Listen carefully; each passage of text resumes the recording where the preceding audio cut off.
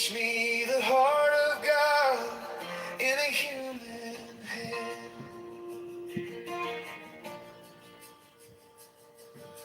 Character's the promise you make at midnight.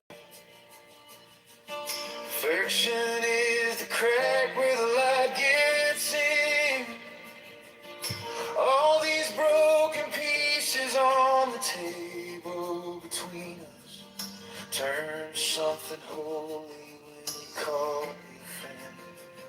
I see the image of the golden man in the way you love, in the way you stand. Not some halo, not some distant sky, just a quiet grace in your tired eyes. If I get lost, if I lose my plan,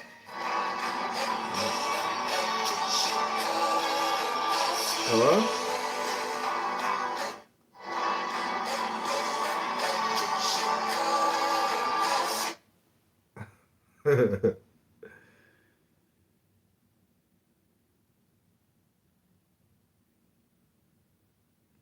I keep giving people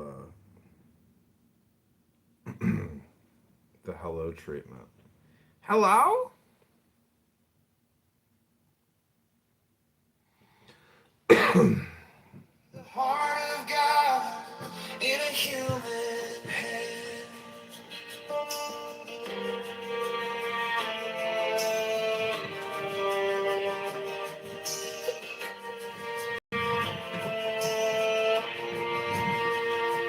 Every scar, a little stained glass window.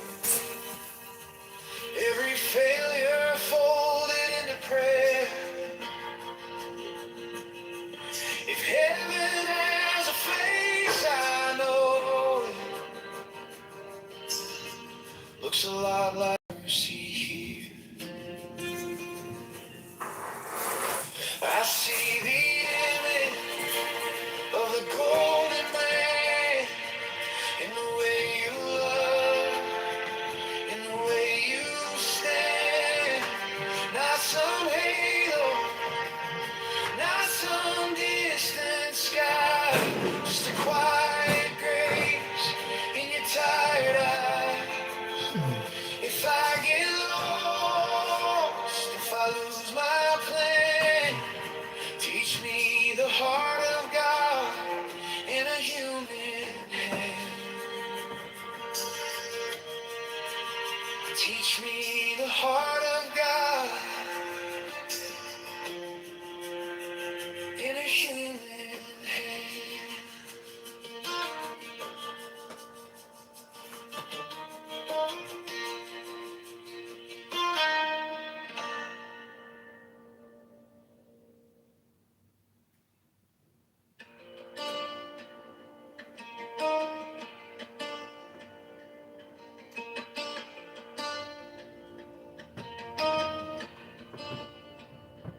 You said wisdom is an old man's hands.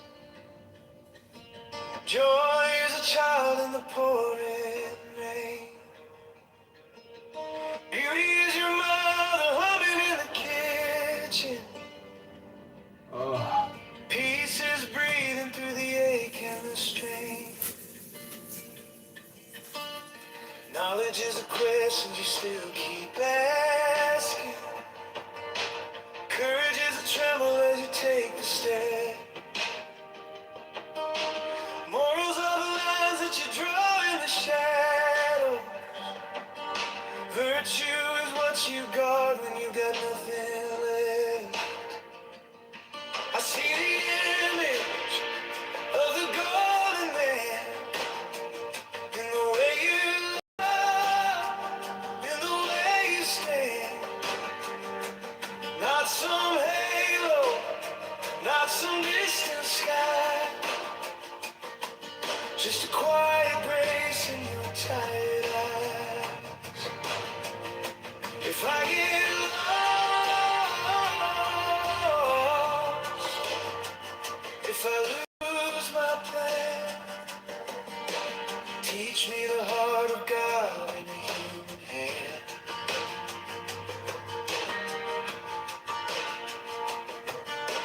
Character's a promise you make at midnight. Perfection is a crack where the light gets in. All these broken pieces on the table between us turn to something holy when you call me friend. I see the image of the golden man in the way you love, in the way you stand. Not some halo, not some distant sky, just a quiet grace in your tired eyes. If I get lost,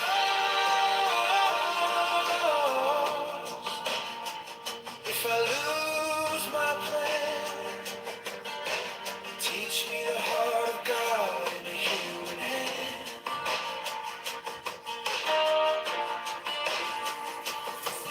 Every scar, a little stained glass window. Every failure folded into prayer. If heaven has a face, I know it looks a lot like mercy here. I see the image of the golden man in the way you love, in the way you stand. Not some halo, not some distant sky. That's my day. I have no clue how to do that. You just click your bio and it's on the bottom. I mean, I'm not on the.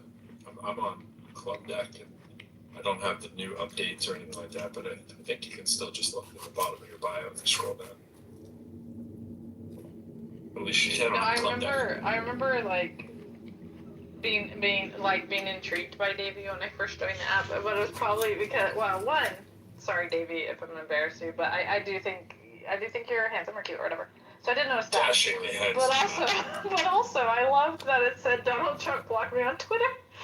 And then when I found out he was like kind of like a tech person too, I was like, oh, he's cool. He's a creative technologist. Please address him properly. Please address him properly. What is this, an Irish bar? You guys don't ID here? What's that?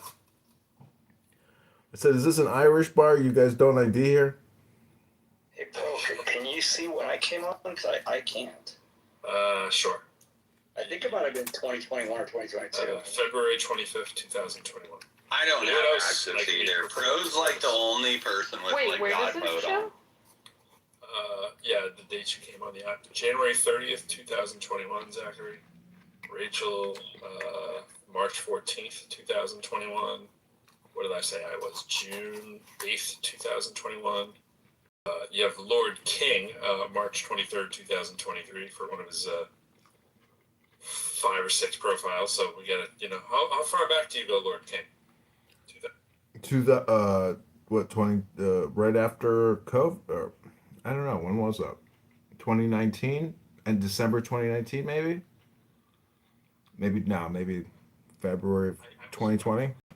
Estimating when I said 4 or 5 profiles. I was just lowballing. Yeah, that's a while But back. I thought I came on in 2020, but I did get off the app for a while. So I don't know if I deleted it and came back. I'm not sure. Yeah, that's like me on Twitter. I had like thousands of people on Twitter, and now I don't even pay attention. I think I might have like 1,000 people I follow, or I don't even know. I'd have to look. I think it's in my thing. I can click it. Let's see.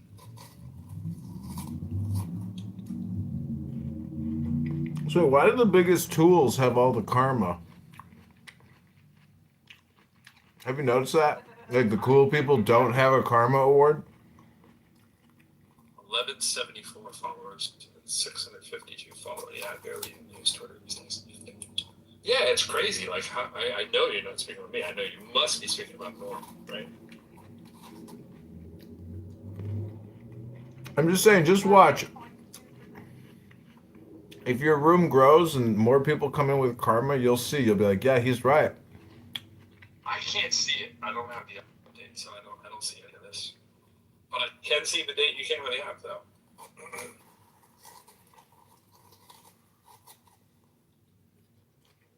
But you know, when you're sitting lofty and real high in your status, you don't have to see. I've literally had probably like 50 Clubhouse accounts. Yeah, I'm not sure that's a plus.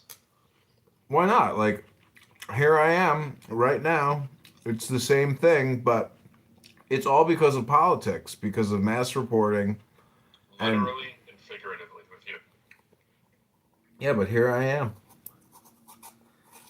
eating a fucking cantaloupe. Well, if you had to score you, like knowing where, 20% I think is the lowest number you'll see. 0.01 is the highest. Where do you Why do you have to out me? Why do you have to out me? what do you think? Yeah, why did I out that 0.01? What do you think you should follow, Lord King? I'm curious. I don't understand. How do you get the points? What is it for? Well, what is your ranking? I can't see you. I don't know. Let me see. Oh, Is there something you new? don't know either? Top- Yeah, Top 10%. He's 10% pro. You're the highest in here. You're like point one or 0.2. I'm 20%. So those Top are my 0.2%. points. Oh wow. But I thought because Lord King was talking about it, he knew what I was talking about. No, I hadn't figured all this out yet. I just glimpsed Oh. at it recently. But you can see your score, right? Yeah. Okay. And what are you again? Sorry. Top 10%. Okay. But what would you think you should rank? I don't know. I've given up on the app. I'm just here because I'm eating a cantaloupe. Right. But I am live streaming That's one does. multiple rooms right now to YouTube since noon. We are 11 hours into a live stream on because I've reconfigured my house. I now have 4 recording studios of YouTube with Anon live streaming and getting thousands and thousands of views. And after this election is over, I'm gonna rebrand it. I think I have a kryptonite view. So if I start playing copywritten music right now while you're in my room, No, it might won't. go It through won't. your It won't page. affect. No. Well, you'll get a copyright strike. No, I'm no because I can turn the volume down. I'm here right now. Ah, nice hack. Nice hack. Yeah, you show up, and you can't get hacked. Part of life is just showing up. I'll have to put my mind to this for like 20 seconds and come up with a way to crush it. Let me think about this. Well, there's report your page. There's always that. There's what else can give you copyright strikes? What a waste! What a waste of time. I could put pictures, I suppose. But no, that probably wouldn't. I don't think you need too many chairs if you have pictures on the phone. And this app isn't that good for it. Music is the way to go. You're pro lyrical and you don't even know music is the secret key activator. Well, that's what I said. You came up with a workaround. So due to Pape. We're just kind of winding down, I did actually make a new song tonight. Well, I made a verse. Lord King knows I made a verse. I made a verse when I was at the gym. And then I had a verse from yesterday. And what I didn't realize is the verse that I was making with no music, I was just writing the rhyme as I was walking through the gym, went exactly to the right tempo of the verse that I did. So I did the first verse and then the other day. And then sure enough, it was the same tempo and vibe. So maybe I subliminally had the beat in my head. So it's pretty well because I haven't written an acapella rhyme in a while. And it actually sounds like it could be a theme song, Rachel. I'm doing a terrible singing chorus where I'm going, made it out. So, made it out, which is pretty funny. It sounds like a cult song. And I said, y'all weren't down until I made it out. But it really wasn't working. I was like, y'all ain't down till I made it out. And I didn't have anything for the hook, so that's what I started saying. So here it is. It's a little cheesy mix here, but That's right. Y'all lay down till the fading out. That's nice. Y'all lay down till the laying down. Y'all lay down Jay Johnson, till the fading out. there in Boston. We pro lyrical. That's nice.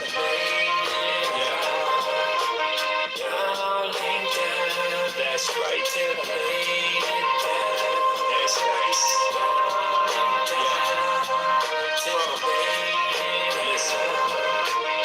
Everything I do, you know, I do it Massachusettsly. Fill these loose leaves up. All these. I don't know. Is that him or is that copyright? I can't tell.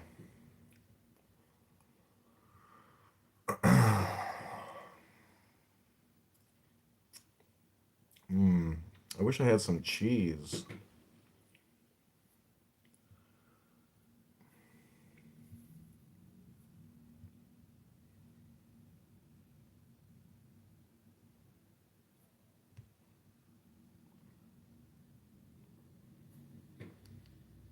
Okay, I believe there is no bloop bloop. So I'm an atheist when it comes to bloop bloop. Say that word again. I believe.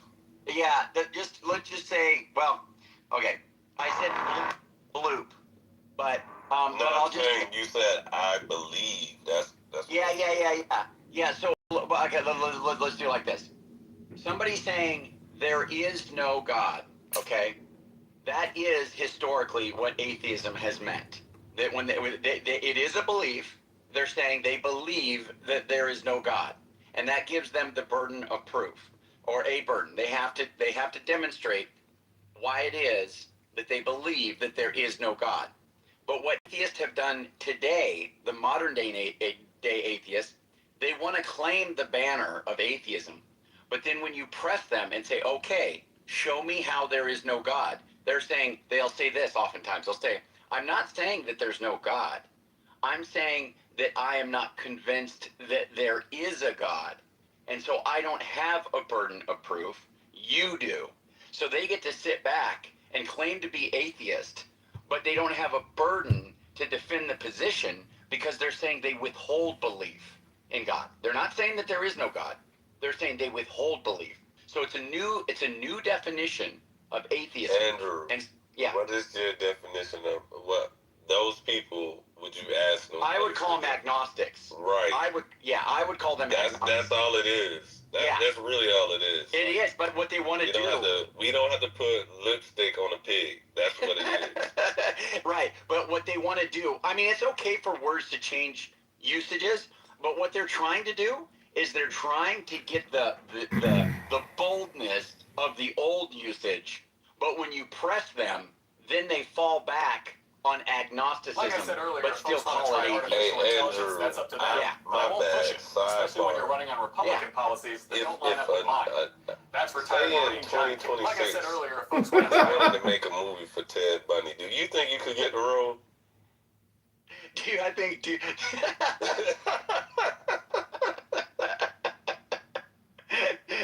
Yo, I'm looking like I just look back at my phone and I'm like, yo, like I actually, to be honest, the reason I'm asking, I knew somebody that was related to him. You got family in Michigan? I don't. I don't think You might, man.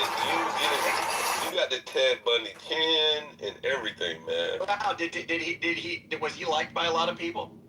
Yeah, he was actually. Ted Bundy had a lot of white women sending him fan mail. You know what I'm saying? Like, are you popular with the ladies? The white ladies, I mean.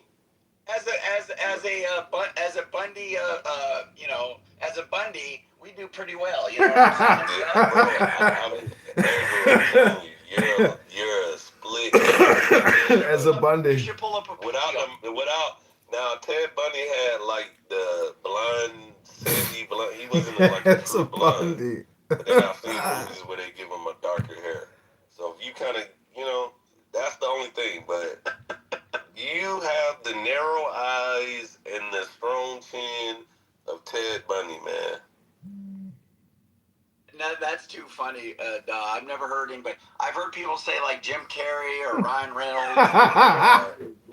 What's that guy? It's Ted Bundy or something like that. But I have not heard Ted Bundy. So the Elder's saying Jim Carrey, but Elder, have you looked at a young Tim Bundy picture? That's Andrew. I look too much at Ted Bundy, but I know Jim Carrey and what was the other guy he said? What's the other guy you said? He said Ryan Reynolds and Tom Brady. I ain't giving him Tom Brady because he ain't threw that many touchdowns. But Tom Brady. you know what I'm saying? Ted Bundy, yeah, man. He looked like a typical old-fashioned, white guy. But I also Hold on, I'm gonna put this in my PTR. Change the PTR so I can see who you're talking about. Maybe find a picture. You can probably get AI to do like a picture of me next to that, next to. I ain't doing all that, Andrew. I'm not Pretty fun. fun. I'm just gonna put this one up. Two people are on. What about it? I'll real quick. Somebody in the chat said you. Two people are on the app right now. Hold on, Andrew. He's talking. Somebody in the chat said you support the LGBT community, especially trans that hate Trump. Supporting Trump, and in fact, I voted for Trump both terms. Now I have mixed feelings about him. I don't actually know how I feel about him. I'm agnostic. Okay, on Trump right now. As far as the LGBTQ, do I support them? Well, that depends on what you mean by support. I don't think people should. We got this motherfucker. I don't think roasted Andrew from the chat. Roasted Andrew from the chat. The fucking barbecue party is starting. Here we go, Andrew. Here comes the Black American barbecue party. What you are asking is, do I support them insofar as I'll use the pronouns that a trans person applies to themselves? Here we go. Typically, I will. He uses trans pronouns. Because hello, madam. Hello, Mrs. What the trans hello, community is miss. doing when they say stuff like, He, they're male, she, when they say, they, them. I misunderstood what they were saying. I thought they were saying that they were female. That's not what they're saying. If they were saying that, they are delusional. Here comes the virus. And so most of the trans community would be against that as well. But that's actually not what they're saying. What they are saying is... Andrew, my bad. PTR. Okay. Let me look. Oh, Andrew is Ted Bundy. Andrew is Ted Bundy. Ted in you, man.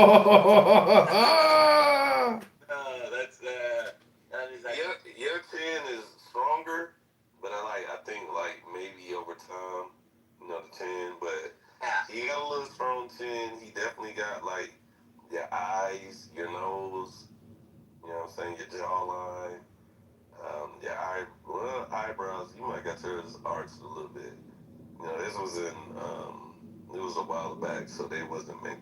But you give me Ted Bundy, bro. Am I tripping? Can you see yourself a little bit in Ted? And I appreciate that. I also wanted to say, I also get the guy from the Family Guy.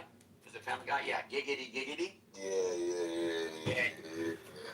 Yeah. And maybe a few other ones too. But anyway, as far as the pronouns go, I just wanted to say that if they're just saying that they're feminine, wow. You're Quagmire. Ted Bundy looks like... Quagmire was doing weird things with women too. I just want to say that. Yeah, true. That's true. I appreciate that, Doc. Somebody on here there are two different people on here who have pictures of me with Epstein. So, with Jeffrey Epstein, I'm side by side with him. So, I've got some big fans. Everybody's with Epstein these days. As far as the affirming the pronoun stuff, look, they're just saying they're feminine. So if it's a male and he says I'm a trans woman, they're just saying they're feminine. And I don't have a problem calling them she or her because that's what they're saying. That's all they're saying. They're saying they're feminine. They're not saying they're female. So once you understand that, then you're fine. I don't think that's biblical, Andrew, to be honest. God is clear. He made male and female. Hold on, Andrew, real quick. I think we should adjust or try to be politically correct. of God's word because society is pushing a certain way. I think God wants his believers to stay firm, not to the left or to the right, or don't try to come into the modern terms of making people feel comfortable. But I understand, brother. I don't think exactly what I'm saying because I understand exactly what you're saying. So let me say this. So the Bible says that men, there are effeminate men. The scripture says that effeminate. Is right? that a thing? Yeah, it's something that you shouldn't do, right? So it's the New Testament. It says effeminate. Okay. In the Old Testament, it says that males ought not wear the clothing pertaining to that of a female, right? Now, that is showing that that kind of stuff is wrong. You ought not do that, and I agree with that, right? Now, the effeminate, that's a word in English that we use to understand maybe males who are acting very flamboyant, and they're probably on the receiving end. Hold on, Andrew. Hold on. Yeah, what? Can I finish my statement? Nah, nigga. What you talking about, bro? What's up? Why are you interrupting me, brother? Because I could do it. No, but wait, why are you doing that? Yeah, you kind of. Because I could do it. Yeah, I get preeminence. Yeah, y'all had hundreds of years in this country. Just Nah, let Esau finish. No. That ain't decent in order, brother. Let Esau finish, and then you could try Thank to you, explain. Thank what you, you D. Thank you, D. Can I finish? Can the white man finish? Do you find yourself in the audience? Don't do that. Hold on, wait. I just wanna. You can move me down. I'm just looking at the chat. You can move me down. I mean, who do you think you talking to? I mean, No, hold on, D. These niggas are weird, bro. what is going on right No, now? I wanted. Hold on. My bad, Andrew. It's just like I'm gonna be clear. Second class. Yeah, I was hoping y'all could have a conversation, but if not, yeah, we'll get back. Andrew, you were saying something, and if you could, like Landon, I think the elder wanted to respond. Yeah, totally. I appreciate it, Doc.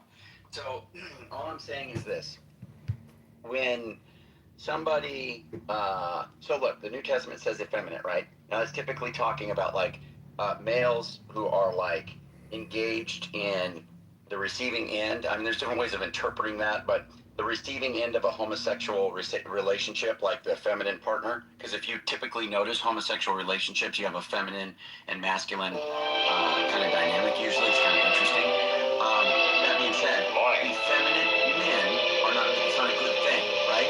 But here's the thing, Elder. They're called effeminate men. So if somebody today is acting effeminate, and by that we say that what we mean when somebody says, "Hey, I am a woman," and they're a male, they're acting effeminate. And I don't have a problem saying that's what they are. I'm not saying it's good. I'm not saying that I think they should be that way. But if there's somebody who is drinking alcohol and they're a drunk, It's a new I'm building, going to call them a drunk. It's what they are. Doesn't mean I support it. Well, If you already somebody's a took the drug first addict, step, which is asking I'm the gonna say they're a question, drug something addict. other people I'm not won't gonna do. say They won't I bother. support How it. do you start a It just means refinery? I'm I gonna don't call them know. what I they don't are. have money. So A bunch of somebody excuses, says, but you didn't and have that. You they're- asked the they question. are a Guess what? male, I'm here if they answering say, it. I The am right way to a go about it in trans business is to woman, start small. they're This saying that they crucible are. can't. Okay, so I and want if to you take affirm some that scrap copper and because ask that's AI what they how are. you can I'm refine not it, saying you it's can good. use the That's the chemicals, you point I can would use the make. flame, Hopefully that you makes can practice, you can make small little bars, you can take little jobs of a little silver once you're ready for it, refine it for clients, ready to be an apprentice, work for free, then take on bigger clients and use that money to reinvest into your business by buying new equipment and going on a higher scale. That's real business, that's real life. Okay, taking small steps that lead to bigger ones safely without risking anything. Other people might tell you take a big loan, do a bunch of bullshit. Certain people. You're senile, But at the end sir. of the day, you want your way of dealing with God. If we, as Israelites, got our way of dealing with God, I think we got the more correct way because I think we're more firm and we're straightforward. As the Bible tells you in Mark 12 and 14, Christ said he cared for no man but told the truth. He didn't care about the feelings. He didn't care about people being offended or getting upset, but he told the truth all the time. And I think in this society, I mean, you just showed me. I appreciate you, explaining your reason, but kind of showed me what I think of how you will kind of, make people feel comfortable and not offend them, what I mean, and be more, like I say, politically correct. But that's how you see it. We see it male, female, period. That's it. That's how we see it. Another thing, I'm just kind of curious. You supported Trump, but I mean, Andrew, I'm not even mad at you because I'm just see it. That's how I'm not typically judging you, but I see that a lot of Caucasians just have their ways and their thoughts and their ideas and their ideology with the scriptures, and to support a man like Trump, who's obviously, you may disagree with me and you may see it differently, but I'm going to tell it like it is. Obviously, a racist that is trying to support the white community to come back up and have the old-fashioned ways that they've done, that they feel have been great, which has really been targeting minorities and really have, put their foot on minorities' necks for the last 400 years or 500 years. So plus, when you would support a man like that, but then when the man, you find out that the man is a liar and doesn't do half the things he claims to do, now, everybody is mad at Trump. But in the beginning, he supported him because he felt like he was going to put blacks and the Latinos back into their place, bring the white man back to the level of what he thinks the white man should be. Honestly, that's how I see it. Hey, you could bring back what's up? Sure. Yeah, what's up? Hey, what's up, man? So, no. I think the brothers dropped down, man. I think it's cool. Yeah, I think it's cool. I'm just hearing through the grapevines, Elder. Would you, Andrew, would you say that you see yourself marrying a woman? Are you open to being just love amongst any? That's what I'm already saying. No, that's why I already said that I think that all that I think any of those kinds of relationships are going to be counter scripture and those are forbidden. I get that, but okay, so do you not see yourself? Is he in the Matrix? No, I'm here. Of course, I don't think that that's good. You don't think it's good to marry a woman? No, I don't think it's good to deviate from God's ordination. No, I'm not asking. I didn't ask that though, Andrew. Respectfully, my bad. Andrew can't answer her questions because he can't answer a straight question. Like you being an atheist. Do you see yourself ever? I'm not an atheist. No, I'm not an atheist. I know we cleared it. Okay. Hey, roasting this motherfucker. Okay. Now you clear there. That's what I'm saying, bro. Yeah. Wait, you're not a homosexual? I thought you were a homosexual. But let me. Wait, you're not homosexual? You spend the whole day talking about trans pronouns. Aren't you? I thought you were homosexual. Wow. No, stop. This guy, he's a troll. Wait, I'm not a troll. Listen, so here's you're a troll. All right, brother. But here's the point. Hold on. So, I didn't use the other word. Esau, Amalekite, Edomite. Hey, bud. Hey, bud. Just chill out. It's on Andrew. We know this Edomite. We don't know you. Go ahead. Andrew. This is the Edomite we know. Treatment over the unknown Edomite. Go ahead. But no. So all I was trying to say is, look, the thing that I wanted to say is, Elder, look, when you became... calling you gay, though, Andrew. My bad. The other Edomite is calling you gay. That's fine. That's all right. He calls me all kinds of things. Now, but Elder, when you were born into this world, at this time, you took on the terms and the words that were part of the communities and the people that you were around, right? And so that's where you have your language, your lexicon that you use is informed by the people that are around you and the society that you grow up in. So 100 years from now or 200 years from now, if it's the case that this spreads like it is spreading, where people use woman and man to pick out something different than their sex, right? So they're picking out something about their attributes, about their qualities, about their behaviors, right? If they do that, then people born at that time, they're just Wait, do what? There's only man and woman. There's no third gender, Andrew. Hello? Hey, non-Andrew Edomite, we don't know you. Yeah, he is a troll, just so you know that, but it's okay.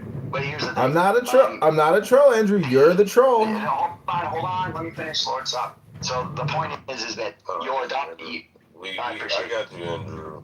I appreciate you, bro. I appreciate it. Yeah, so you'll learn these words from the culture and the society that you grow up in, and I think we all acknowledge that. But as you get older, I'm sorry, not as you get older, later, 200 years from now, when people get born into the society then, the word woman and man might pick out, it might be just the common usage, just like gay changed its usage. It might just be the common usage, and it's not you giving in to some evil thing necessarily. It's just the language that's being used by society. And so if you're trying to communicate to one another, Elder, you want to use the language that people use. So there's still half of the society, or whatever the proportion is, that use woman to mean female, and that's what you're saying. And I agree, that's fine, you can use it that way. But then there's other people who are starting to use it to mean like your the way you, like a collection of attributes or qualities that you have. So it really just depends. Are you trying to communicate with those people or not? Do you want to understand the way that they're using the terms or not? And if you say, well, I just think that's an evil push, okay, but 200 years from now, they're just going to wake up and they're going to, I ain't gonna lie, Andrew, I'd rather just beat you up in the Bible. I don't want to keep talking about gayness, but I'm gonna let you finish, and then the elder. Yeah, that's fine, brother. That's fine. But it's not about gayness, right? It's just saying people using this is definitely terms about gayness. Well, people are using terms differently than the way you and I maybe historically have used them, and it's just a matter if you want to communicate to people or not. If you don't want to speak the language that people are using in your society, you don't have to. But if you're trying to communicate concepts, then you have to understand how they're using terms. That's the only thing I'm saying. It's fine. We can leave it there. And Elder, you can respond if you want, but that's all I.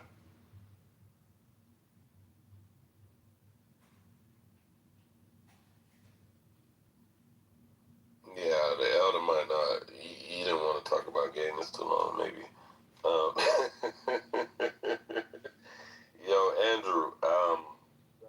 Yeah. Go ahead.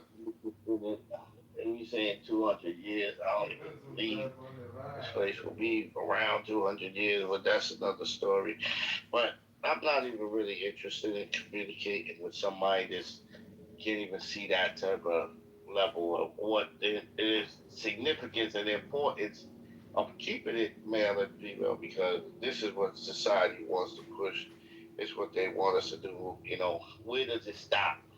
Where does it stop when we can't identify a male and a female? Like, if I can't have a conversation with somebody, I have to switch terms with somebody for that, and I'm not really interested in trying to convince that person or even have a conversation with that person. But obviously, you and me think differently, and that's another thing. Well, Dr. Shakur can get into that. But Andrew, to be honest with the atheists, I know that conversation came up before with you. I think I had a conversation with you about that. I mean, the scriptures tell you in Psalm 14:1 that the fool has said in his heart, there is no God. And then there's another scripture, Romans 3:3, it says, "For what if they don't believe? Should they unbelief make the faith of God without effect? That God forbid, let every man be a liar and God be true." I don't think it's our job to convince anybody the existence of God. I believe we're messengers, and that's what we do. That's on God. Scripture says, "Let every man be persuaded in his own mind." You know what I mean? Some people's not going to be convinced of a God just for their own reasons sometimes. And they don't want to believe in God. So,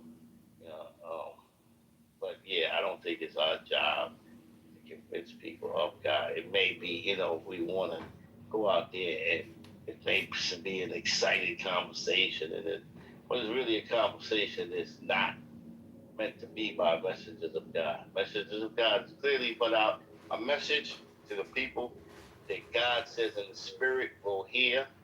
God says his sheep hears my Christ says his sheep hear my voice, and they will not hear another.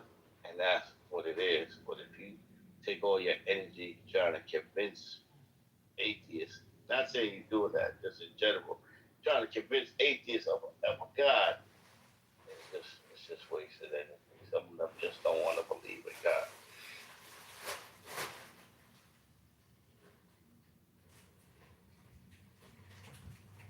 Hey, Andrew, quick question. Y'all just made me think of something. Andrew, you there?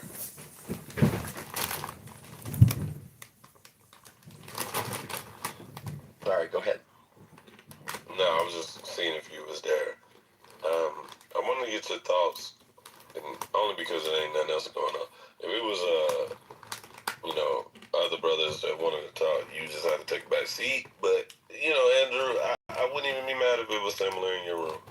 Even though, like, normally you let me talk in your room, so I will say that about you. Andrew, yeah. What are your thoughts and opinions on Psalm 147 and 19? Think through verse 20.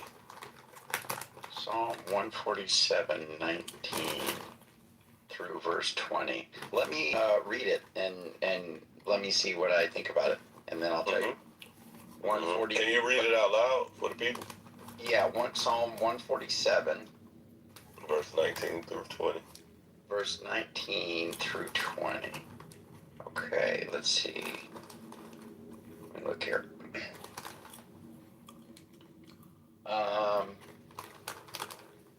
Let me look here. What made me think about it, Andrew, is just that you're okay with assimilating culturally with, like, the fact that you have men that want to be called women and women that want to be called men, and then the elders like, nah, I can't really do that. And it made me think about this verse. But go ahead. Okay. Can you read that? Yeah, he declares his word to Jacob, his statutes and rules to Israel. He has not dealt thus with any other nation. They do not know his rules. Praise the Lord. What's your thoughts on that?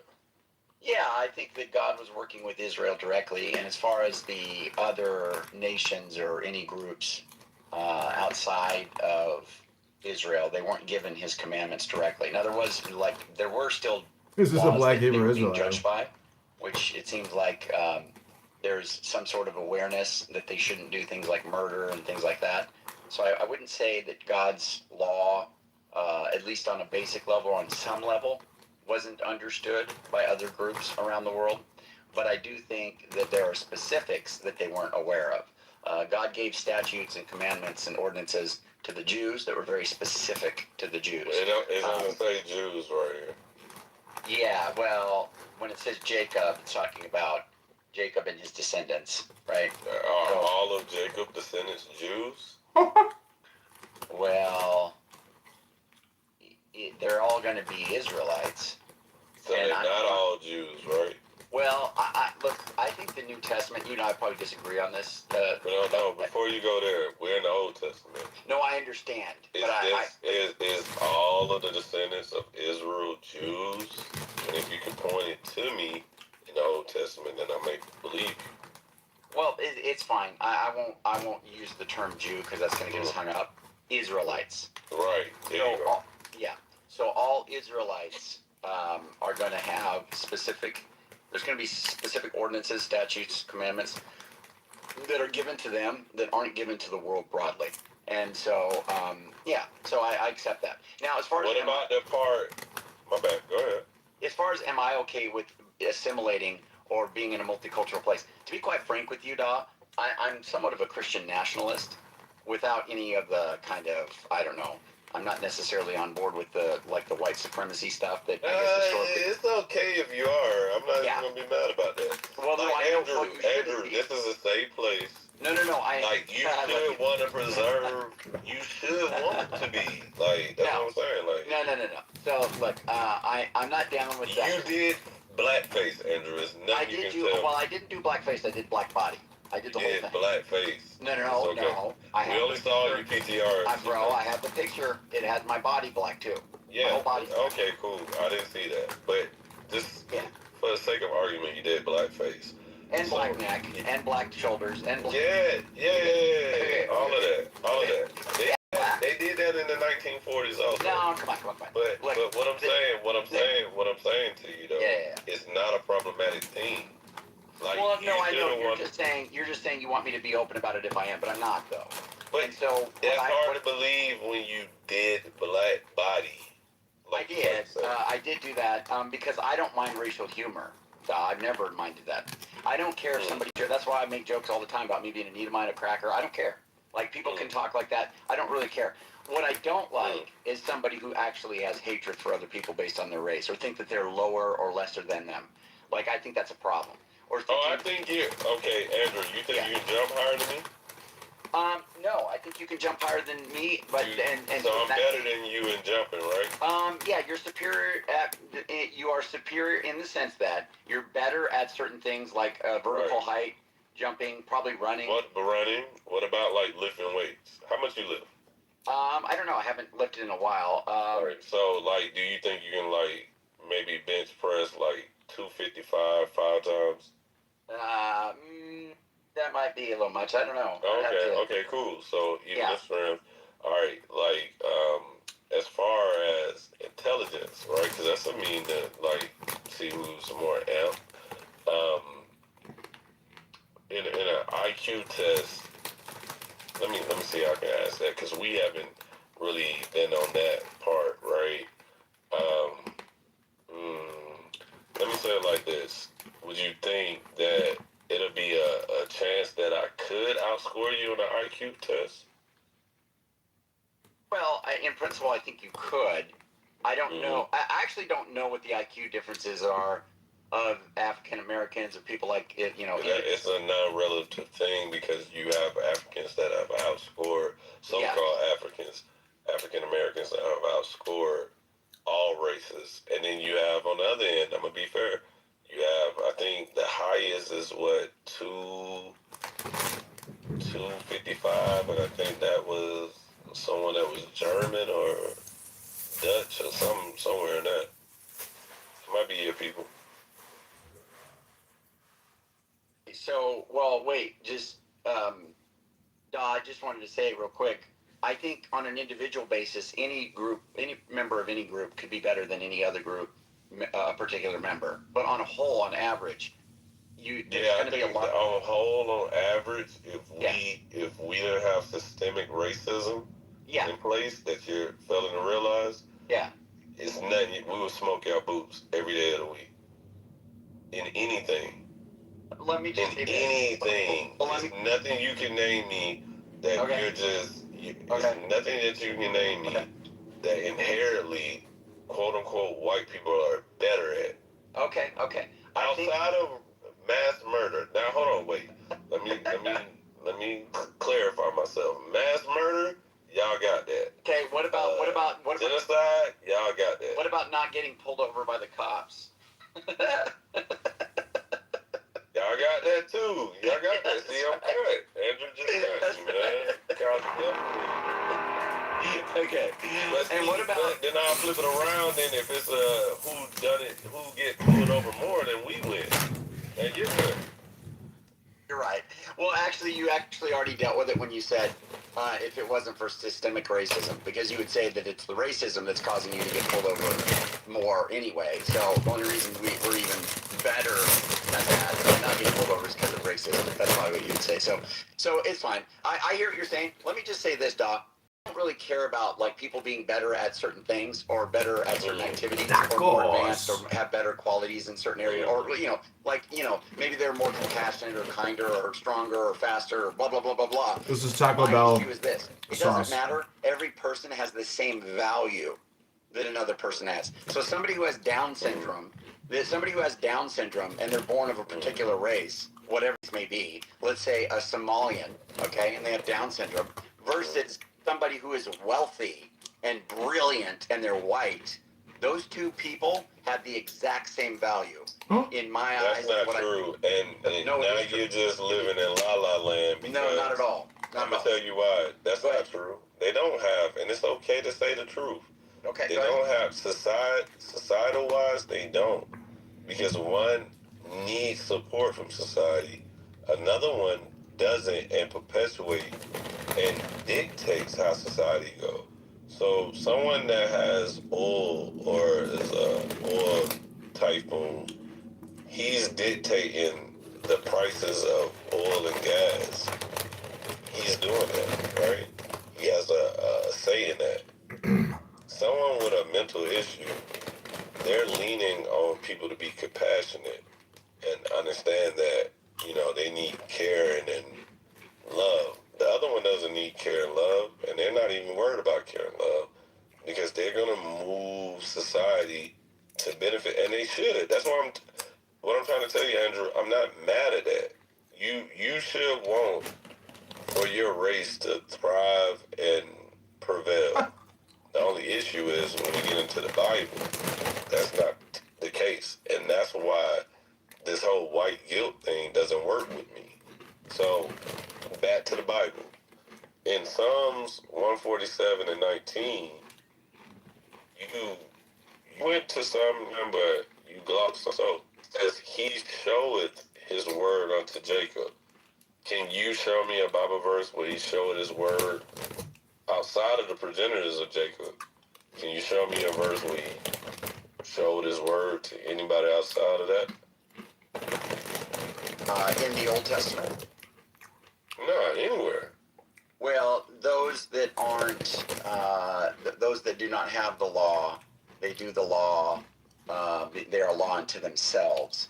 That is a word, because if they do the law to themselves that doesn't have the law, this doesn't answer my question. Can you show me in the Bible that God showed his word unto any other people group outside of the progenitors of Jacob? That would mean Abraham, Isaac, and then Jacob, the man name changed to Israel. Can you show me any other people group that God gave his word, laws, and statutes and commandments to? Well, I think the law of thou shalt not murder is written directly on people's hearts by God. So can you give me a book, chapter, verse that says that? Well, there's going to be two things that I'd appeal to. So one would be... No, that's not what I'm asking you. Listen. And I hate... Hold on, wait. I gotta use yes or no. No, I can give you a scripture that talks about the law being written on man's heart, okay? Mm-hmm. And then... Man pertaining unto who? Well, you're going to try to tie it to Israel, but it's not really... No, just read it. Go ahead. Okay. My bad. Read it, and let's get into it. Bear with me. Well, give me a minute, then.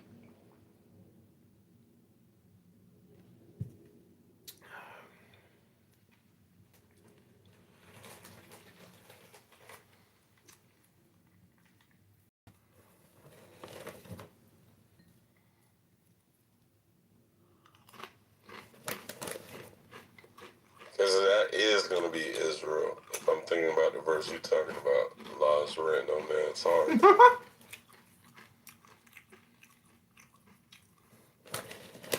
Andrew already know. How did he know? I don't know any other group or nation the law was written on their heart. Maybe he's going to show it. I'm willing to be wrong.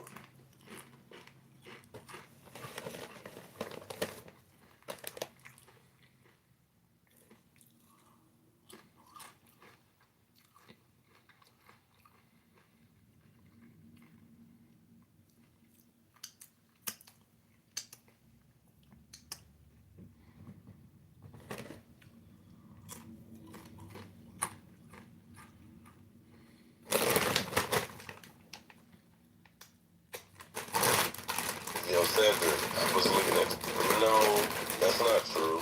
And that's never been true, that everybody has the same intrinsic value. That's something you like to tell yourself when you go to sleep, because slavery and war has ruled the history of mankind. Nothing in the world that we have today dictates that everybody has that. That's a nice thing to believe, But that's just not the case. It's not the case. When women would like getting their belly, cut open and the child removed and cats put into it, they didn't see the intrusive value in it. When the United States dropped bombs on Japan, they didn't see the intrusive value on everybody. When Japan attacked Pearl Harbor, they didn't see the intrusive value on that. When Hitler went throughout Europe in conquest, you can't point a time when people believe it was an intrusive value on all human beings. You can't point a time in that. You'd be remiss.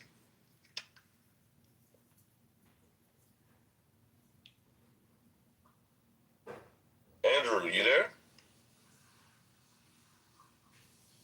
Yes, I am, but bear with me here, brother. Yeah, give me just a minute. What Tay said? She said, yes, sir, master. No, yeah, sorry. Bear with I mean, if you saying brother in the sense of that, like Jacob and Esau were brothers. There you go. There you go. I'm the cracker, and you're the Israelite. You're definitely that. You should invite up Cedric, and you should invite up. No, I don't like when you do that, Andrew. You do that weird shit. You bring up Yeah, it is weird. Anytime you ever get in a room, you invite like atheists out the woodworks. And like we're not. And you know what would be so crazy? They get punched on so bad, and it's not even fun. Like you always do that, man. Cedric isn't. I think he's like a. I think he's like a theist. I think he's not a Christian, but or an Israelite. He might be an Israelite by ethnicity. He believes in Zeus and Thor. Yeah, that's what I thought. He's agnostic. That's what I thought he was. Yeah. But you always invite them. Like I think you think that they can make a point. Like I think you believe we can't argue. Like, and when I say argue, not like we gotta like but I think you think like we can't make a point with, and I always stump them out. Every time you do that, they get stumped out. It's not even fun. Like it's not even a thing no more. Maybe you gotta get Muslim friends or something. They're gonna get stumped out too. But your atheist friends have never made a good case in any regard. So, well, there's a Muslim on here. He told me he came right, and we were doing a God room, and I was like, hey, whatever his name was. I'm like, hey, what's the best argument against atheism? And he said, I've come to the conclusion that if you're an atheist, you're actually retarded. He's like, so I don't give arguments to atheists because they're retarded. And then he also said, like in the regard of debate and like having a conversation, I think it is kind of off. But my personal feelings aside, I can have a conversation and we're just gonna talk logically. Like we're gonna really dive into what again you believe because you can't prove it. But I think like what happens is people that's in theology or believe in a God, whatever you want to title that, it feels like the person is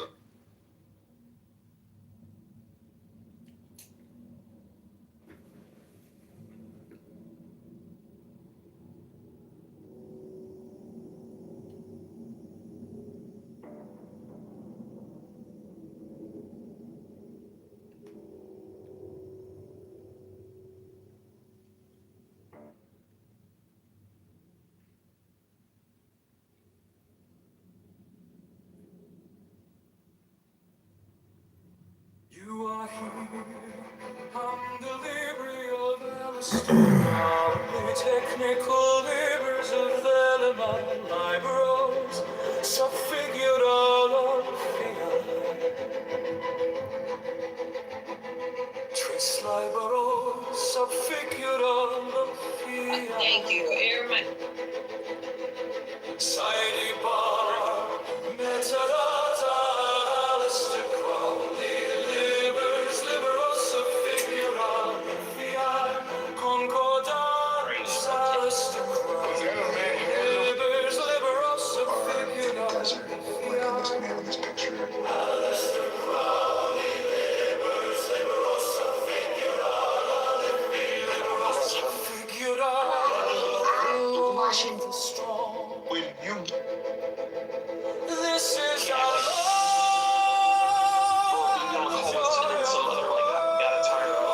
something, and then they would leave, and they were like, "Fucking asshole, this guy, another white man."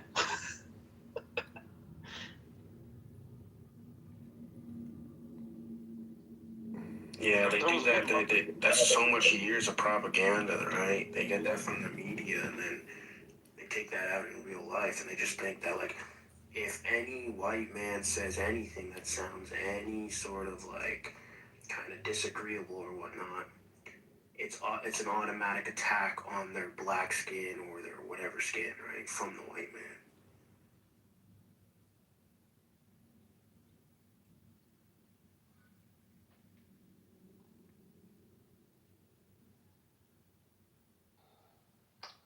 Welcome to the stage, Lord. What say you? Nothing. I'm sitting here kind of with like a migraine, tired, burned out. It's been a long day. Oh, I need to go.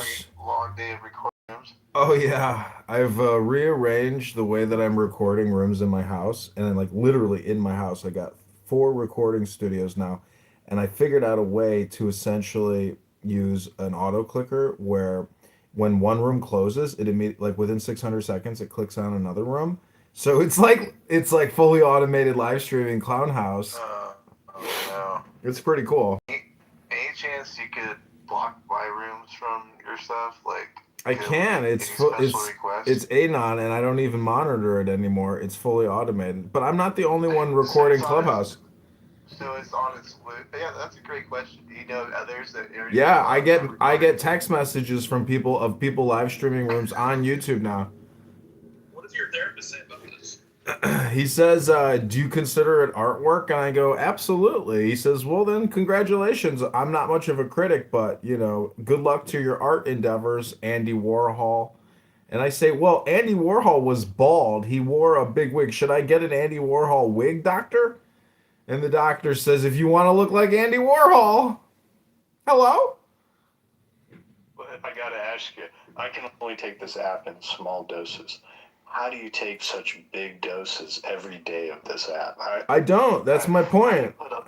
I siloed myself out. I now literally just want to read books, play music, and live stream Clubhouse below me, so I don't have to hear it. I don't want to listen to the rooms anymore. That's true, Joe. I see him where he's actually reading a book, and Clubhouse is just going. So okay, so you've got to a point where you've tuned it out. And you're just continuing to live your life. However, continuing to record all the crazy ass terrorist talk. That's quite. I mean, that's a genius in a way. Lord, you're gonna get a passive income from YouTube soon. Yeah, one of my accounts is about to get monetized. Wait, but you have to reach a certain amount of threshold of followers. Have you reached that yet or no? Yeah, I hit the followers, but I haven't hit the public watch hours. How's that possible? It's so hard. I don't know. Streaming 24 hours now. I think, what's the title of this room? Oh, okay. Well, I don't want to say there's like reverse racism going on at YouTube, but like I'm definitely, just like anybody who has conservative takes, you're like deplatformed, deneutralized, or neutralized. Like the algorithm just does not favor my content. It wants to provide family-friendly content, not, concrete and chillism lecturing and screaming profanities at jazzies all morning long. It's just, how do you monetize brain rot? I don't think you really can. And it's so vulgar and so profane. It's very difficult, but, I'm just thinking that the algorithm is going to eventually just say, okay, this is all incoherent, schizophrenic, garbled, gerbil, nothingness. And, therefore, let's just let it slide. Hello? Plus, it's black people talking. Hello? Hey, you can get a program where it can play while you're streaming. It'll play like 10 seconds before, and then all you gotta do is hire someone to program like an AI agent to block out certain keywords like profanities and stuff, and it should clean up your monetization. Well, that's what I was going chances. to ask. Would I get, if I were to stream my rooms to YouTube, would I get some strikes pretty quickly with all the language, or how do you avoid all that? You can't. You just can't. I mean, YouTube has all that. They do the N-word, right? I don't even know. I've never looked around. Are there people They do the N-word, but you can't hate. There's certain hate speech guidelines that give you community guideline strikes. You can't target sexual or gender identity, or preference. So there's censorship. There's a lot of things you cannot talk about. You can't talk about 9/11.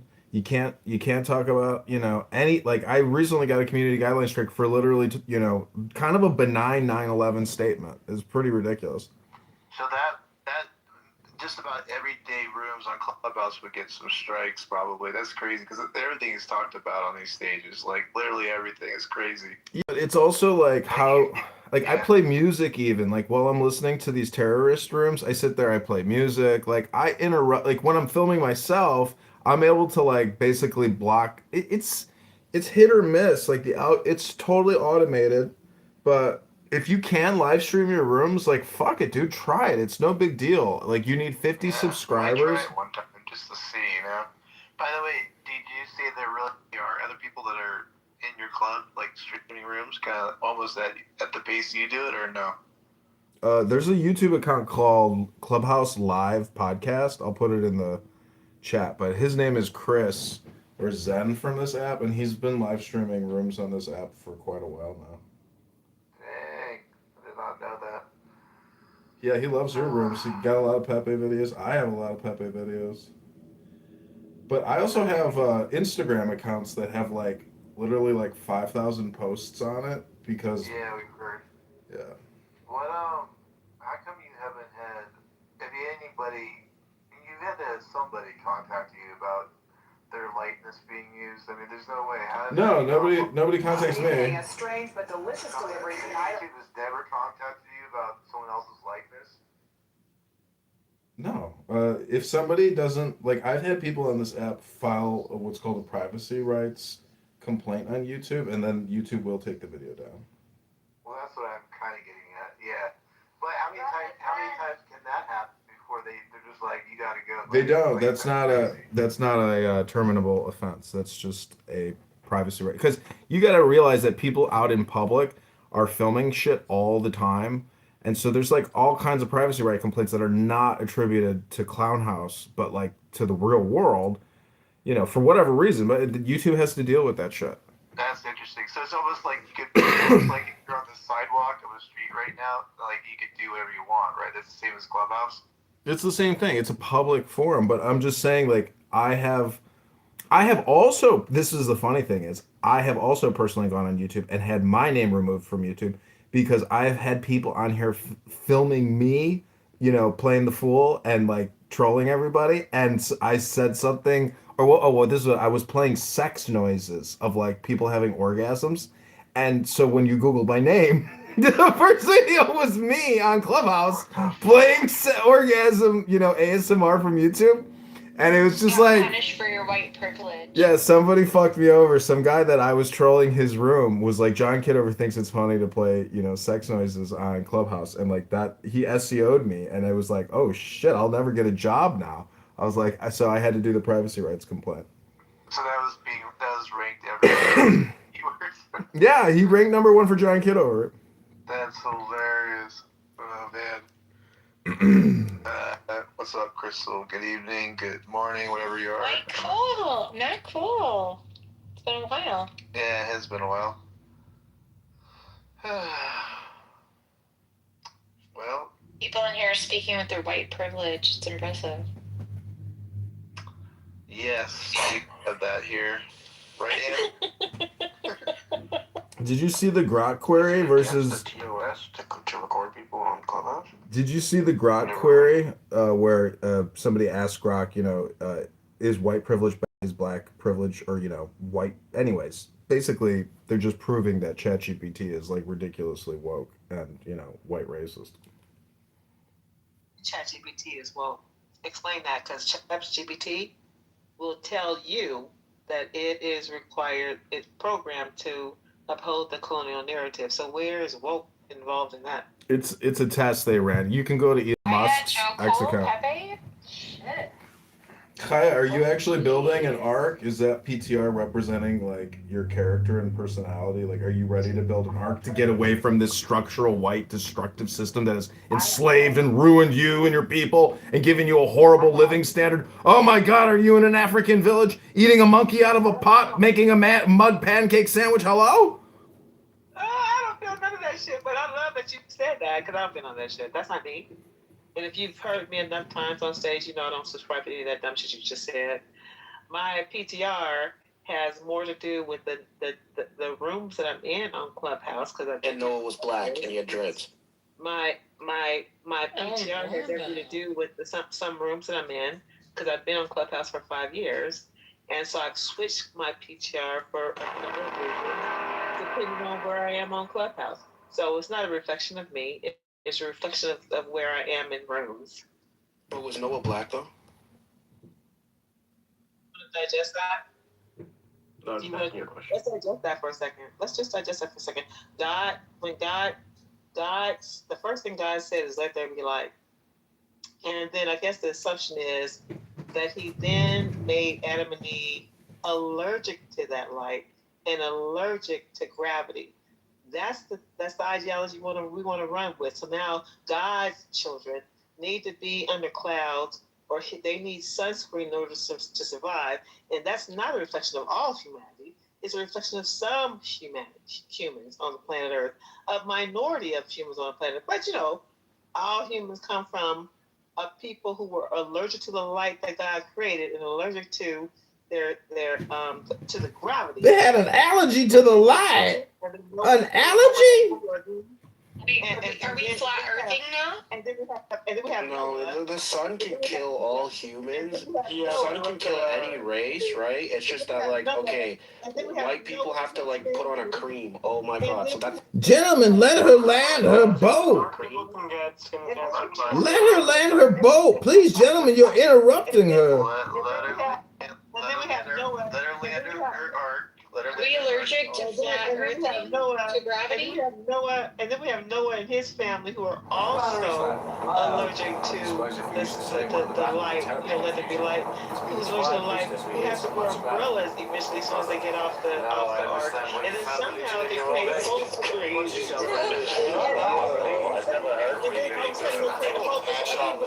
And then all of a sudden they create. And then all of a sudden, no one now creates the majority of human beings who are not allergic to light. Y'all make. Oh, we're allergic to light. That's why Do flat earthers, are we allergic to gravity?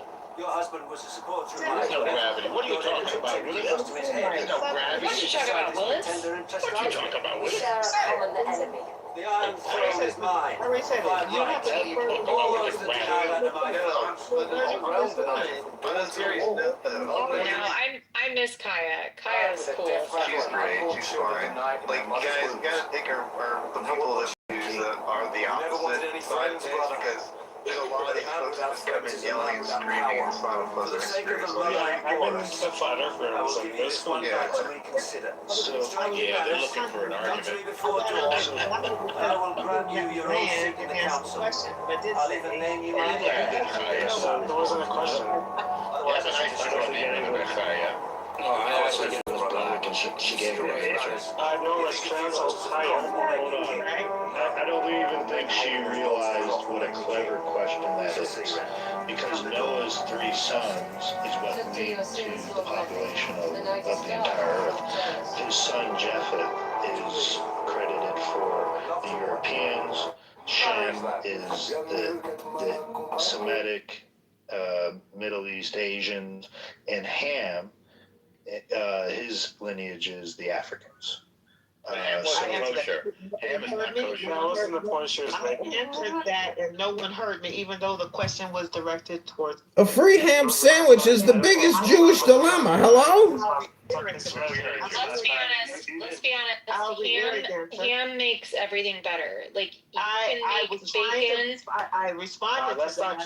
With a duct tape of food. Because when I tried to answer the question, everybody came off mic. So after I said Adam and Eve were allergic to the sun, that means that Noah was also allergic to the sun. But how, when, if Noah, and I said, Noah could not have been the father of all humanity if the majority of the humans on this earth are not allergic to the sun. It's only a scant number of people who are allergic to the sun. Nobody's allergic to the sun. Kaya, why are you coming for those of us Irish people that I'm talking about? Can I land my but point? how did white people survive? So nobody is allergic To the point sunscreen was invented. All right. And I made my point. There was no way that Ham, Sham, and Abednego could not have been an even distribution. It was Abednego. It couldn't have been Abednego. I know. It couldn't have been. It's a family joke. It couldn't have been an even distribution from Noah with all these different tribes, Ham, Sham, them things, other things. If all did Noah like everything bagels or puppy seed with his coffee in the morning? Not like green eggs and ham. I do not like them that Unless Noah had 3 different wives of different ethnicities, how did she produce 3 children of every all of the culture? other tribes don't need sunscreen, but one of them does. Nobody needs That's a problem. Kaya, how did Noah make? How did? No, I'm serious when I ask this question. Yeah. Like, am I missing something? Like, so the black community can't get cancer? Like, I'm being serious about this. No, they can't get anything, Matt. They can't get sick. They're No, I'm not trolling right now. Is that what? That's why their life Is that what you're expectancy is saying? 35. Wait. Is that the real claim? Is that? Do you feel like They- that's a they true don't know what question they're that talking black about. people can't get Oh cancer? no, I don't know what to believe anymore. Like, if that is really Which way is like, up? No. She might have a case. Let's just be fair here. Like, Yeah. if the percentage of black people is less than, I guess, white people from cancer, then You I need guess some you skin can run with cancer? that. Or I guess she's saying. Well, I don't Matt, know she's what starting off on the she's wrong saying point. They can't get cancer at all. I guess that's my question. That's what No. She's starting off on the wrong point. She's claiming that basically, like, a white person's skin getting, like, sunburn is an allergic reaction to the sun. Now, is there any, like, people that work in the medical field that would classify that as an allergic reaction? Everybody has melanin. terminology. And the sun potentiates that melanin. And even black people will get darker in the sun. So It's melatonin cells, melanocytes. But black people also. Melatonin deficiency is the technical definition of a white man. As far as I know, melanoma doesn't discriminate. Black people can. it does not. And by the way, black people wear sunscreen as well. But black people age better than white people. Let's be honest. Okay. They also don't Until live they as long turn as like white people. 93, and then Uncle Ben turns into like Converted, right? scary. Oh. Scary, yeah. A wrinkly old peach. Like they stand strong. Like melanin is a protector of aging Sure. to a point. I agree with that. That's why I put in my coffee. What'd you say? That's why coffee is brown, by the way. It has a lot of melanin, so it's good for you to drink coffee. Yeah, but you can't turn black with coffee, so stop. It'll just go through your. Sure you can. It'll just go through your Of course you penis, can. What are you into talking the about? toilet. Why don't we spend more time talking about the purple people, the green people, the pink people? I don't care about no white people, black people, brown people. I just care about the blue people, the purple people, the transracialists and the transsexuals. Hello? Can you deny if I want to identify as a caffeinated white person who wants to be known as a caffeinated black person? Can you deny that? No, that's racist. Cannot. And if you drink tea, you can become Asian. That's also a fact. That even means crystal. Stop. Kaya, did Noah have to make an anchor on his boat, or did he not have to make an anchor for that big ark? Have you ever put a big anchor inside your ark? Hello? We're workshopping this material, I think, Lloyd. Wait, I don't understand. So Noah applied sunscreen or had an umbrella when he got off the ark. He had baby oil for the tent when he raped his sons. Facetious, so it's fine. Why in that movie did they show Noah raping his sons after getting drunk on wine? There was a movie with Russell Crowe. I thought it was a very good movie. That's Darren Aronofsky. I don't think it's that good. He's from Brighton Beach, though. But I said good, not, Okay, all right. So, yeah. Why did they have the Irish guy from The Departed play the bad guy? On a scale of, I'm sorry? All right, where are we going with all this. Does anybody want to talk about? Maybe we don't. I know Joe probably does. Any thoughts on the Supreme Court decision?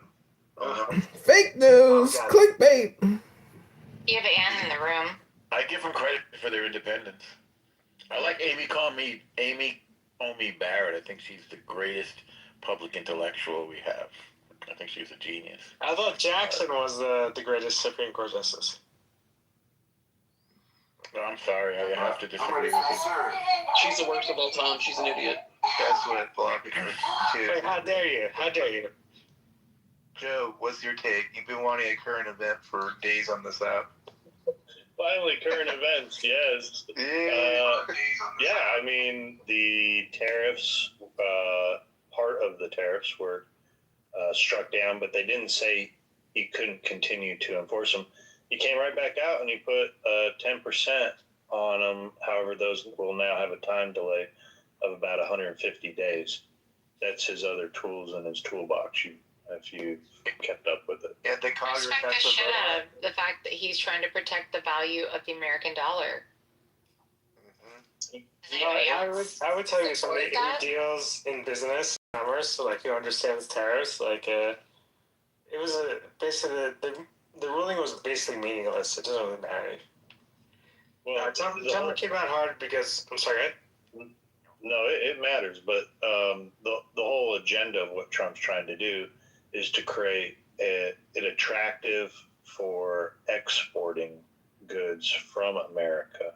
And the issue that we have is we're unable to make our exports attractive enough. No, that's not how it works.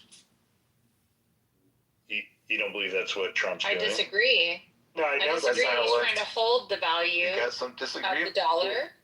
Well, the dollar's gone down what's the value of the dollar? The value of the dollar is it's So you have to literally gone realize down. sometimes it's And good for the dollar to go down. You know, it's but it's just how it weighs against other currencies, and the only reason why they've actually been devaluing the dollar over the last year is because that increases the attractiveness of our exports. It makes it where someone outside of our country can buy more product from us with less of their money. When the dollar is more valuable towards their currency, then we can't sell as much product out of our currency. So it's actually the opposite of what you're saying, Crystal, is they've actually been devaluing the dollar over the last year. Yeah, they're devaluating it by creating $2.2 trillion in debt a year. Divide that by 12. You know, the country's totally broke, and any Democrat or retarded Republican can't admit that the country's broke. Borrow, borrow, borrow, spend, spend, spend. I mean, healthcare is a human right. We must spend on Medicare, Medicaid, more, more, more. So Mike Pence came out and the typical line of that this is a ruling that follows the rule of law. So it's just a rule of law play on their side. Like, is that how this goes or what? I mean, I don't even know, man. This stuff just gets ridiculous. I'll never know. What do you think? really good. Yeah, it is ridiculous because it actually doesn't serve any purpose. It's not going to mean. I'm sorry. What was the question? I was reading Eric Weinstein. He says there's a tsunami coming like we've never seen, and I don't mean water. I mean cultural. What were you asking? Wait, no. We'll expand on now. That's more interesting than what I said. I was more just doing a sidetrack, or not a sidetrack, just I don't know what that was, just an extra something. But what is that you're reading about tsunami? This is on X, and here, Eric Weinstein spent his career warning that the institutions holding civilization together are more fragile than anyone admitted. Most people ignored him. They're not ignoring him now. Weinstein, get your board in the water and prepare to paddle like all get out. The tsunami of a lifetime is coming, and nothing your elders have seen is going to prepare you. Yikes. That sounds drastic. Well, what the fuck? We'll say again. Well, for example, the employment landscape is going to shift dramatically and quickly. Oh, yeah. As an example. I mean, hopefully, Norm, me and you, hopefully we have paddles, right? Yes. Do not want to be up a creek without a paddle.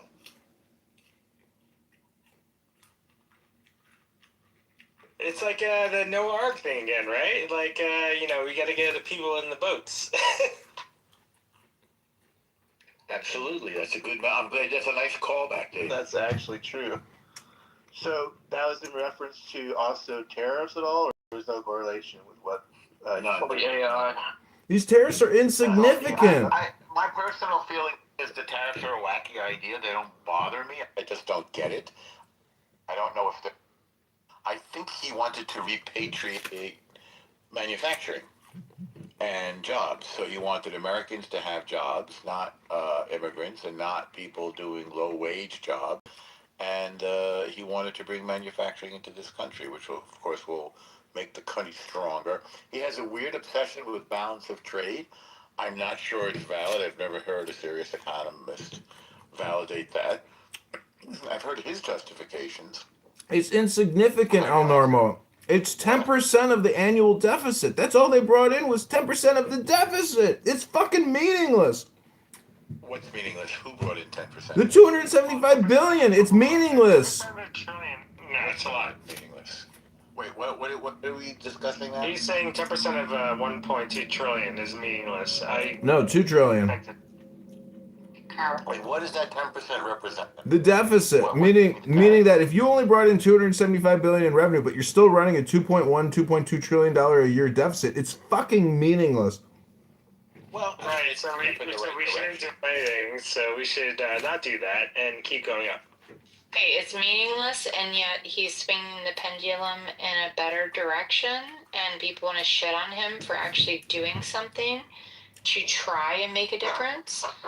Like, we can burn this shit to the ground all day long, and people can shit all over a forest fire, but you don't recognize that at the end of the forest fire, there's a lot of new growth and healthy change that can come from that.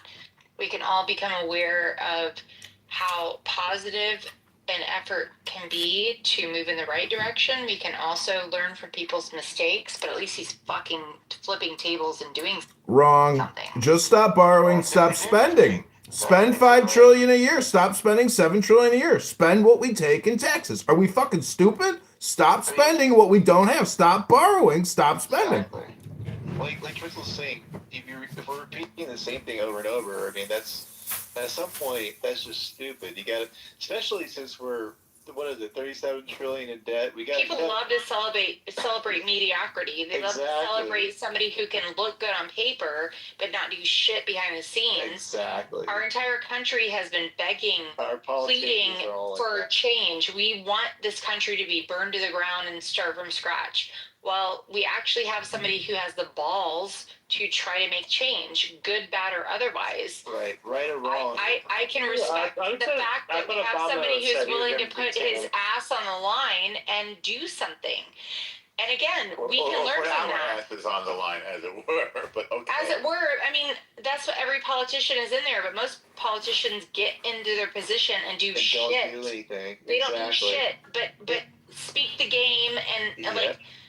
But they don't do shit to try to make real change. Our country is desperate for real change. Well, why do we show up in elections all the time? We already know that dynamic still exists. That pattern has existed since elections was created, and we have gotten nothing from politicians except for pre-election campaign rhetoric, and then they just do the same damn shit. And then we fall in line. And we're saying it even during the Trump administration. Look at Obama. Obama was a beautiful orator.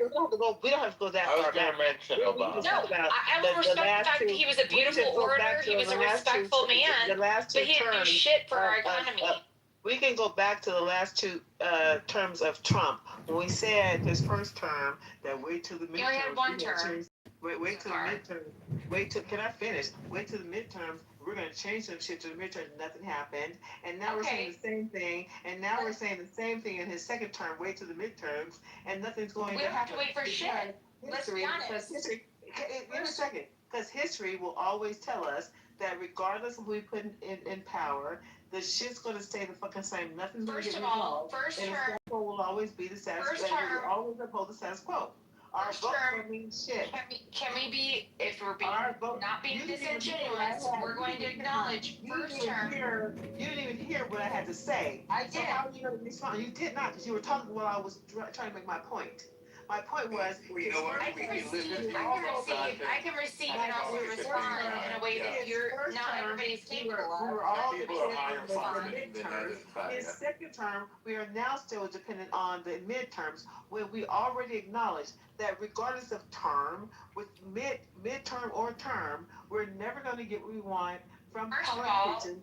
Even first when term, they tell us the what majority we of want to presidents hear, understand that we'll if you never get that. And I know you heard me the time. most presidents, and I respect and hear what you said, and I can do two things at once, in spite of the fact that I'm a female and I'm a blonde. You should have respect for other people. I can acknowledge that first-term presidents have to be mindful of the fact. First-term presidents have to be mindful of the fact that they want to be elected for the second term. He was also elected during the time of the pandemic, which tied his hands in 1,000 different ways because we were under siege. Like, this was a unique situation that most presidents have never been put under. The fact that he was like willing and interested to take on the bullshit, like liberal attacks of the political warfare that he was under, and the bullshit of the attacks of like fake attacks within the judicial system to try to tie his hands and silence him. He still came back and said, you know what, the second term, I have no fucks to give. I'm going to come out and I'm actually going to stand behind the things that I said I was going to do. I'm going to actually put forth into action the shit that I've said. People want change. Good, bad, or otherwise, he's a fucking shit show as a human being, but the man does what he said he was going to do. And there's a level of respect that I have for somebody that doesn't show up and look pretty on paper. And be like, yeah, I can like be proud of like the person that I said I was going to be, and I can represent our country. No, he has flipped tables in the temple. He has shown that if I said America says they want change, I'm going to do it, and I'm going to show it, and I'm going to give you examples of how I'm going to do it. We can learn from the ugly, we can learn from the good, but at least he's doing what he said he was going to do. He has the balls to stand up and put forth change. I can respect and appreciate that. And I can respect and appreciate that too. If he says he's going to bring back mental institutions and insane asylums, I'm just 100% behind that. If he said that, pre-election, if he said that, but he's doing it now. He's going to bring back those institutions. I'm 100% for that. That is almost 100% white. Has nothing to do with me, but I think it's necessary, because of the mass shootings going on. He said, to hell with all the corruption in the Medicaid environment, and so he's shutting down all his funding to nursing homes, which is 100% white women, white people. All right, let's go easy on the racism, Kia.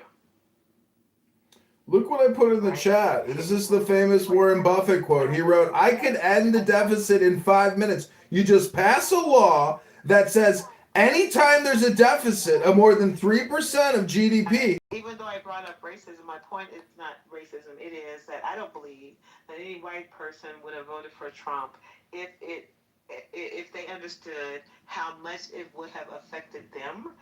Hello? Affected them. They were focused on immigration. I'm so glad I voted for Trump.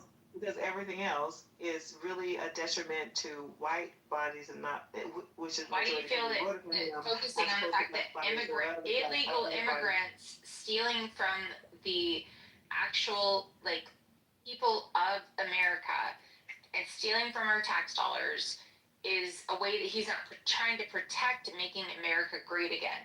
I love how people love to fight. I addressed that, and the way I addressed that was, he's doing the immigration thing. I already said that, right? Because that became the crux of all of his promises, even though he had made tons of different promises. That became the crux of evidence of him bringing to fruition what he promised. What we didn't anticipate, right, was all of the things that he's still doing, which bringing back the insane asylums. Hello? God, we are hyperfixate on something that is so minor. Where is he doing that? Where is he actually implementing the insane asylums? And where is he committing people? There is an applying of what he's doing across the board. Where is he doing it? Not just tackling. Where is this happening? I feel like this is fake news. Not just tackling. Ejaculate. It's fake news. Where is he implementing? With all due respect. What he's doing is affecting y'all. Kaya, I'm not afraid of white people, black people, or anybody in between being impacted by an insane asylum if they deserve to be there. But show me where he's implementing this. I did. You just weren't listening. Hello?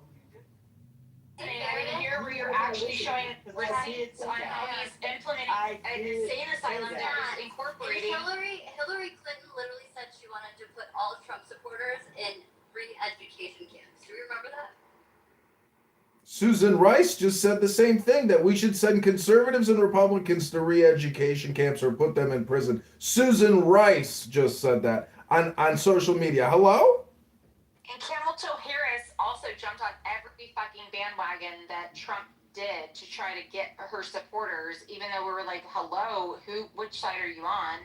To try to get the American public to because she is swayed by every fucking thing that Trump got people on board with. Camel Toe Harris was never a candidate for presidency. It wasn't do you regret voting for Trump? Until Biden started picking his own fucking nose. She can't hear questions. She's on her own planet. Hello? To be a presidential candidate. So you can't do all you fucking want to. She had the Democratic so far up her ass volunteering things. Kia, do you regret voting for Trump? Is that what you were saying earlier? I didn't know she voted for Trump. That's okay. Huh? I didn't hear that. No one heard that. What you didn't hear is what I said. Camel Toe Kamala was never a candidate. It wasn't until Biden was picking his nose and blowing fucking bubbles. Yeah, Kamala Harris didn't run for president. We forgot history already. Tim Walz wasn't the vice president. Hello? To be and represent a goddamn thing. Did you vote for Trump? The focus is on Trump because Trump became the only candidate that we followed through the campaign to be valid worth of goddamn, even though the Electoral College voted President Trump the president, not the people. It's the Electoral College that elects the president. Hello? One question. He is focused on Minnesota. The immigration problem is Minnesota is so far beyond the problem. It is the West Coast. It's probably the Midwest. It's probably New York, but it's certainly not goddamn Minnesota. Hello? You ain't heard of little Somaliland in Minneapolis? They got 1 million Somalians. Hello? That actually seems like a very ignorant point of view if you don't understand the level of illegal immigration in Minnesota. That's only one point in his campaign. Why is that irrelevant? Because you want to focus at one point on his presidency or his campaign, and he's doing other things, and I mentioned other things. One of the primary points he ran on was illegal immigration, was it not? Medicaid, when most of the people who... He defunded Medicaid? No! Legal immigrants. Most of this shit is happening besides ICE activity is Don't play the straw man. Don't play the straw man. Hello?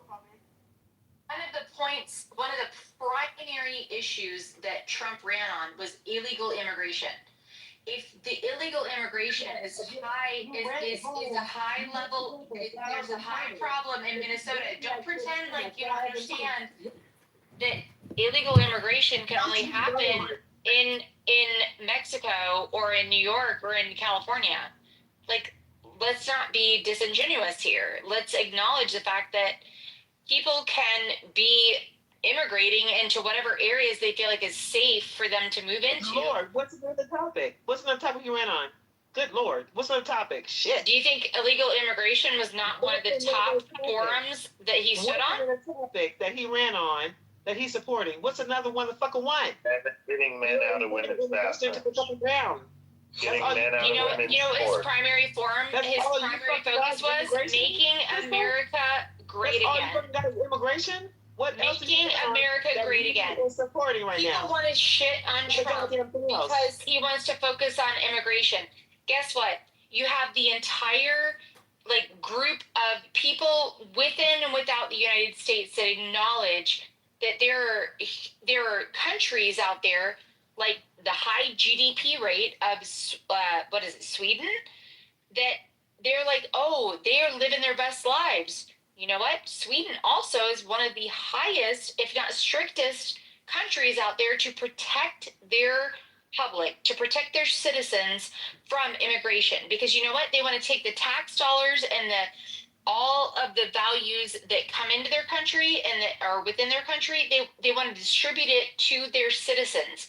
They don't want to share it with illegal immigrants that are trying to steal from the country's citizens that deserve it. They want to honor and support and make sure that humanity within their country is being supported and being valued and being given every opportunity to be happy within that country.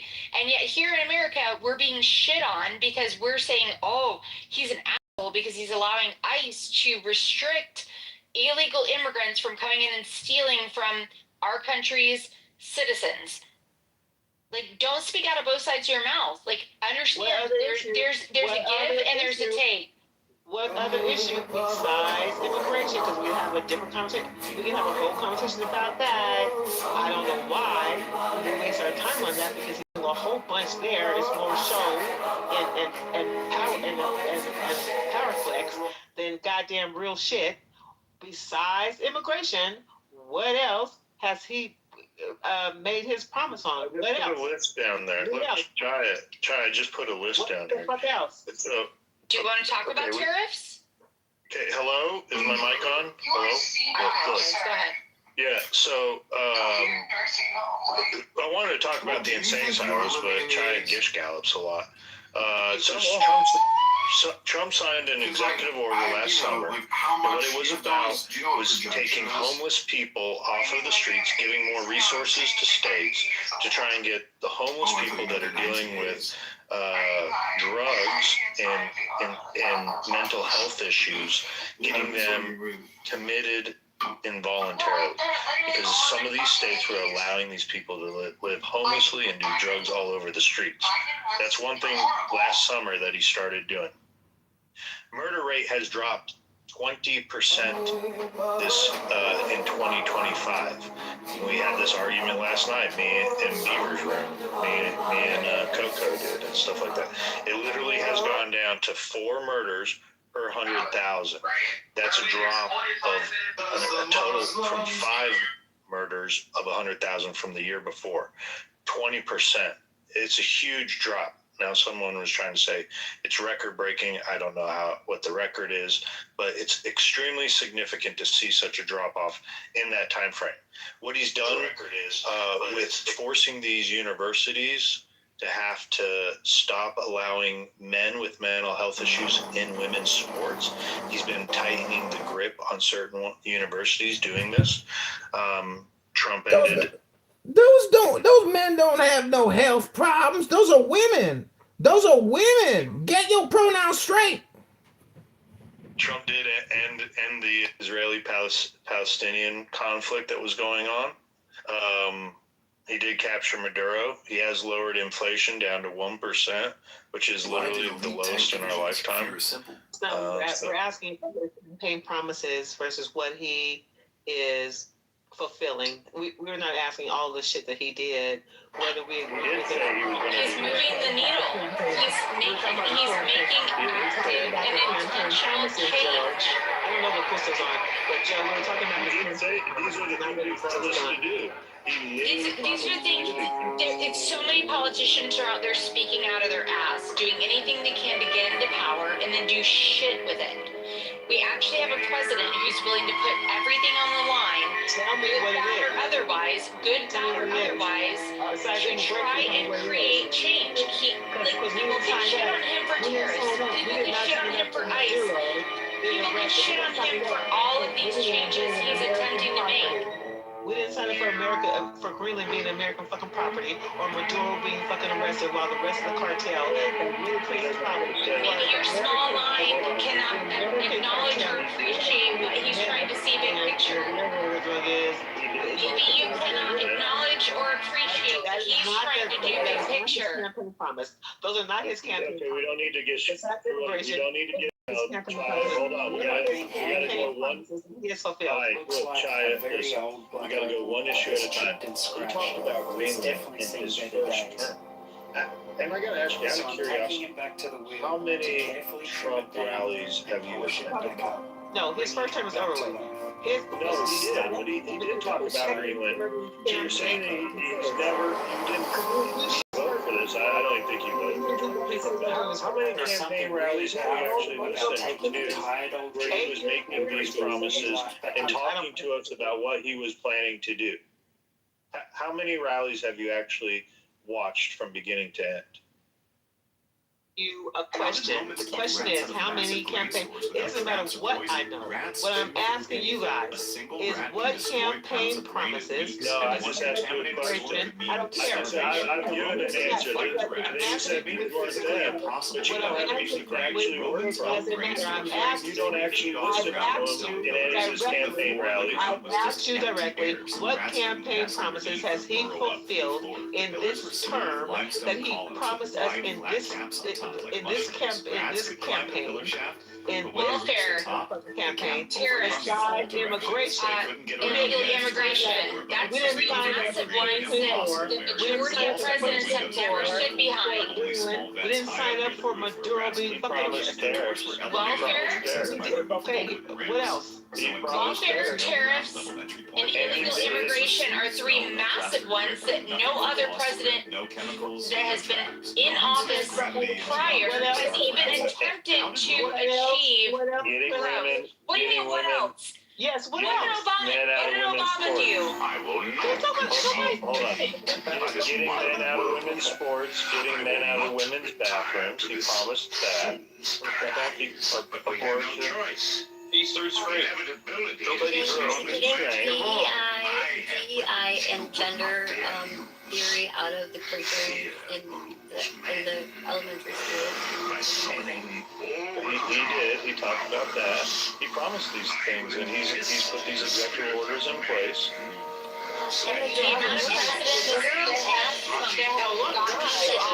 Actually lived. I want to run it for a second. Now you guys digressed. That you were talking. We digressed, or we responded to your specific question. You did nothing. We proved you wrong yet again.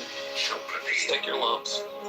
And I was hearing my answer, and then it got derailed by Crystal showing up again talking about fucking immigration. But I was hearing new things. And so you asked for specifics on what he has actually made an active change that he promised. Crystal kept coming off the mic and not adding to the conversation while you guys were. So I would love to hear more of his campaign promises that he's following through on. Crystal has no voice in this because she keeps repeating her fucking self. But I've heard new things. I'd like to hear more. What else? Everybody besides Crystal, Beaver, Joe, and myself, can you please answer that question? Go ahead. What is Trump? What campaign promise? Apparently, I'm only digressing, and I can't add more fruitful to the conversation. Guys, go for it. What do you got? He didn't promise the first step back, but he wanted to Your powers die. All right. Dan, did you say something already or no? Man will never inherit my domain. And talked about the curriculum, getting also DEI. She talked about Trump did promise to end DEI, and he has done that in the federal workforce. Okay, Devin, you just transgenders out of the military. We got a lot of them. got it. Devin, did you want to add to our list or no? Not really. Okay, that's on Devin. Marshall, did you want to contribute? Do you think Trump has done anything? Right. or at least his campaign promises. I mean, he's fulfilled his campaign promise on the border. Being like 6,000 some people in 7 days to being 3,000 people a month. So he's done that. He got struck down on the tariffs, but he's going to use other authority under the 1974 Trade Act. I don't know. He promised some things he didn't really get taken care of, like Mexico building a wall, but he also did things that were just suggested and carried that through. So, okay. Yeah, like a bag of things he promised and hasn't been able to do, and things he promised and he's done. Okay. I mean, Chaya, is that like, that's more than zero, right? And maybe not as much as you would hope, but it is what that is, right? Or do you just disagree with what everybody's saying or something? I appreciate that information. I'm much appreciative of it, even though there are far more things outside of this campaign that he has done that's detrimental to our sovereignty and the Constitution, all that other dumb shit. I can name one. But it is that no. But I will appreciate that you all have something. No, I just don't. I don't want to. Just name one. I'm trying to give you credit for what I heard in the last 5 minutes, and I appreciate that Matt allowed that discourse to happen for me specifically. That you guys are appreciative more outside of just immigration, but some of the other dumb shit that I think he did, that he campaigned for, that you guys voted for, I appreciate that part 100%. So thank you guys. There are other things that I know y'all didn't vote for that he is doing that goes against your detriment. That raises concerns from. What things did we vote against? Okay, so the idea. So here's the one. Who's asking me that question? Because I don't want you to interrupt me when I'm answering this question. The thing about the insane asylums, and forget about, because I mentioned two, they are the Medicaid and the nursing homes. That directly affects y'all, I think, and that wasn't part of the campaign. You have elderly people coming home and you don't know how to consume them, by and large. And that's a burden 100,000 times over. You being nursemates to people you had no intentions of being nursemates to because of his administration. Number two, the insane asylums weren't mental health hospitals. They were torture environments where you had shock goddamn treatments and they didn't have an answer for your illnesses. That is a 100% white thing.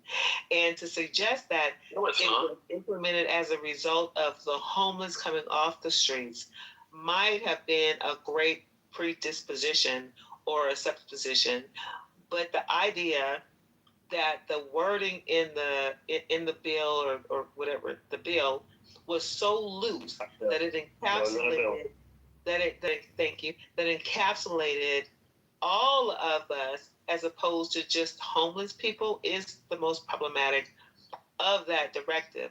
The directive suggests that any person who's been diagnosed with a severe mental illness, despite its homeless status, is subject to being institutionalized in these hospitals that had no regard. Can I finish? See? That had no regard for mental health, but torture instead. That is a historic thing. That's why it was banned.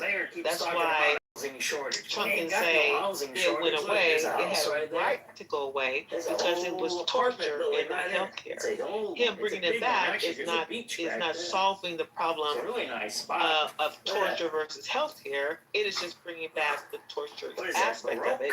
And all of us, when I say all of us, it's majority white people who are subjected to this particular diagnosis and that type of particular torturistic. In So what regard do you have any personal affiliation or understanding of somebody being subjected when to everybody something else is talking, they are not interrupted. I know that Oh my I am damn, the you've target. gone on for I know 27 that I minutes. am the Does target. anybody I else know have that I am any the target in this discussion room. points? And I'm asking for respect. So let me finish if you ask me a question. I Because think I've we been have on mute. abolished Trump's Can you ISIS. land your plane? Yeah. And I want you to be quiet. Because I'm not. I want you to land your plane. I am not more interested in talking on this stage that you are listening to me. So I just want to finish.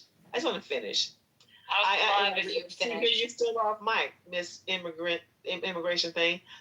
The idea that he's come up with even more additional things that have more of a detriment to your existence than, I don't know, homeless fucking people, immigrants who will never get the full, they will never get deported because corporate America relies on it.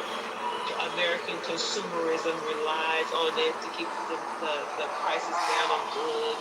Even though we rely on it, we will never see an eradication of immigration. We know that shit, right? And then we want to ignore that fact that his muscle flexing is actually, solving some immigration shit, and it's not, because we don't have the manpower, we don't have a couple of resources to get rid of all these illegal immigrants in the country, nor do we have the balls or the incentive to deprive all these corporations who are benefiting from it to do something goddamn different. But that aside, we have other laws that are showing up that wasn't part of his campaign that he is putting into law that affects you guys in a lot of way. But you're so Why is it you versus me? here. Why is it black versus white? Why is racism being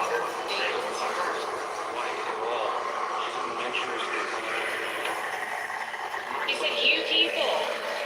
She has more. What are you talking about? She's talking about money. Did you ask her to clarify? Did you ask her to clarify what she meant by you people? She was referring to white people. Can mean us people in the Marshall, room she together. identifies as a black separatist. Yes, that's who you're talking to. So just. I'm just saying, before you make an assumption, at least ask to clarify, because the majority of people in the room are hearing what she's saying when she's saying you people. She's made reference to white people. Yeah. You're white people. She said it multiple times, so I'm not even trying to be make some ignorant inference. Let me Okay, did you mean all white people, or did you just mean us people on the stage? Either way. Crystal needs a break. She needs a coffee break, or I don't know, rice cake I've break. had enough caffeine. Thank you for your suggestion. You need something else. I don't know. You need something else. I don't know what you need. Just No, sunlight. I need you to take not, a pause but you and need not something hog the else, stage because and you're allow doing other way people too to much. have Marshall, an interesting dialogue. Marshall, I appreciate that you heard me when other people on the stage couldn't hear me. So thank you, Marshall. Okay, wait a minute. What are you talking about? We all heard you. Hello?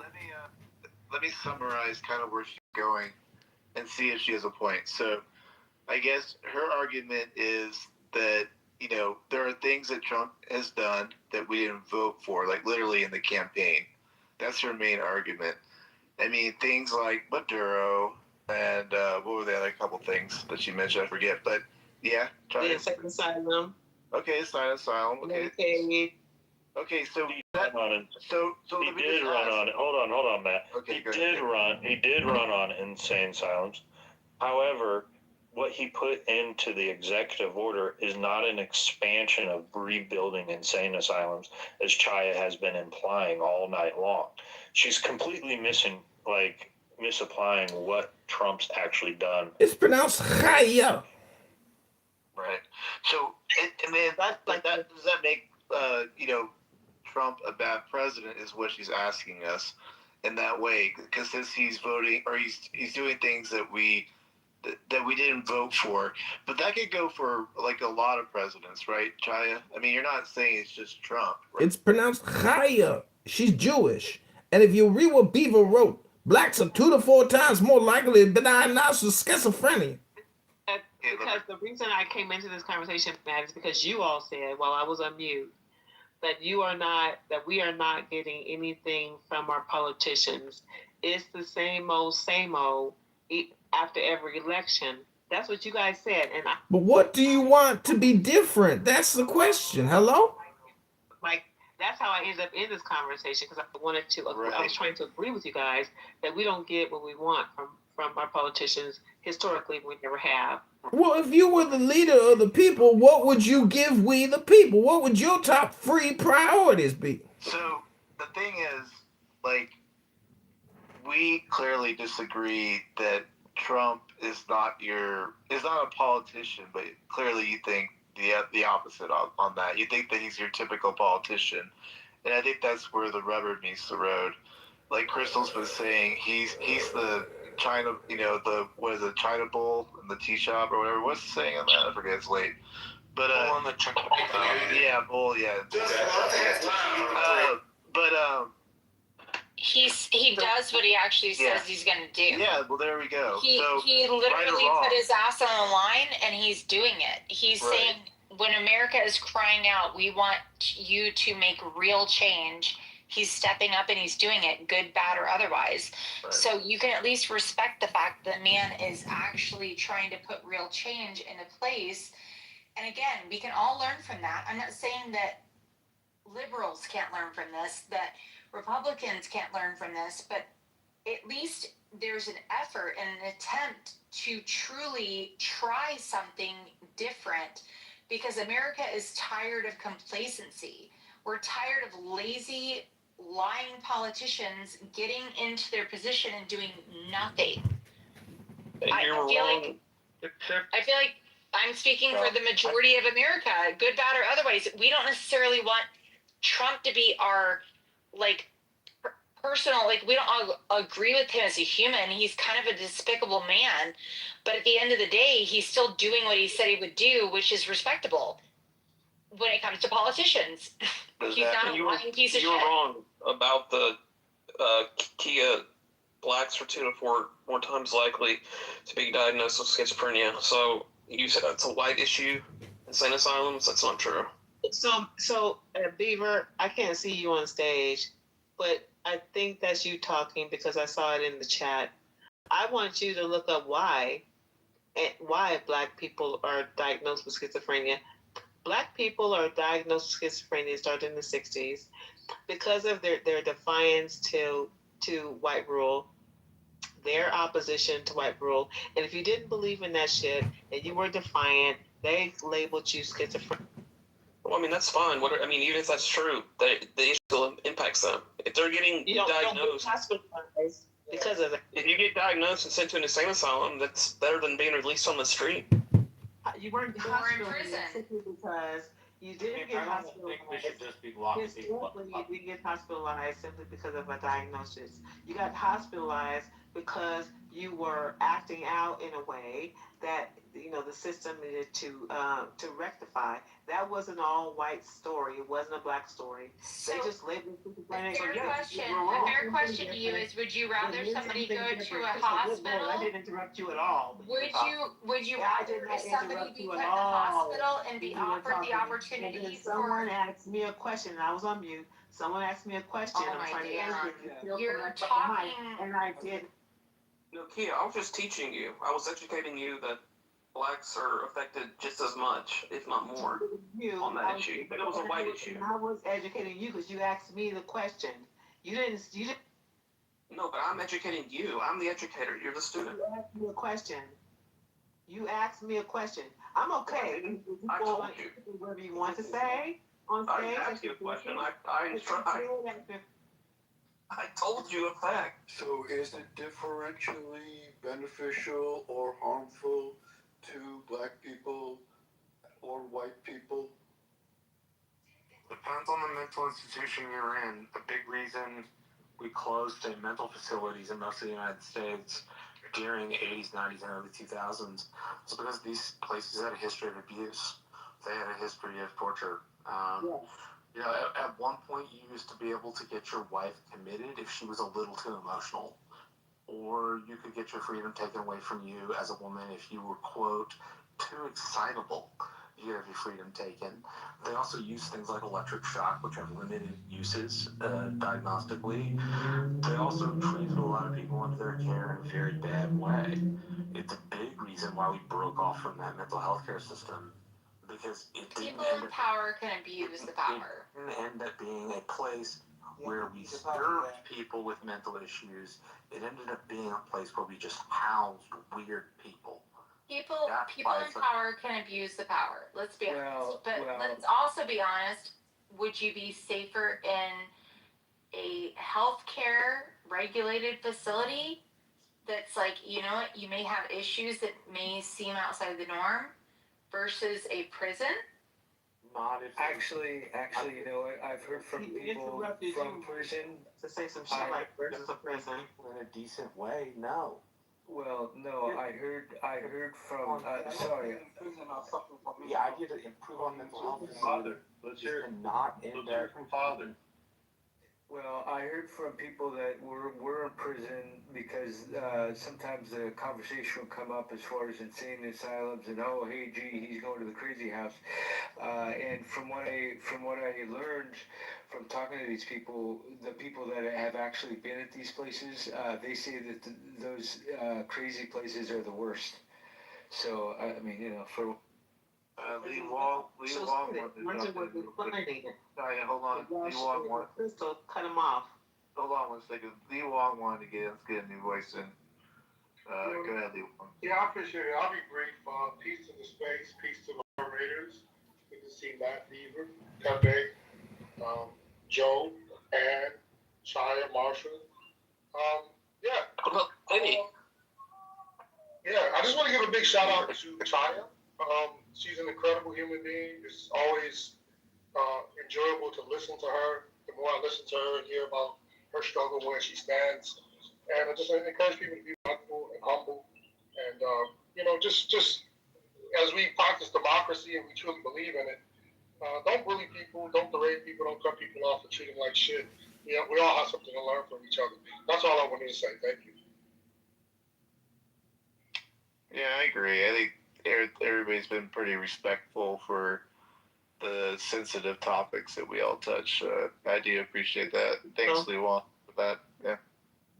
I do have to admit, there is one promise that Trump has not fulfilled, and that was putting Hillary Clinton in jail, lock her up.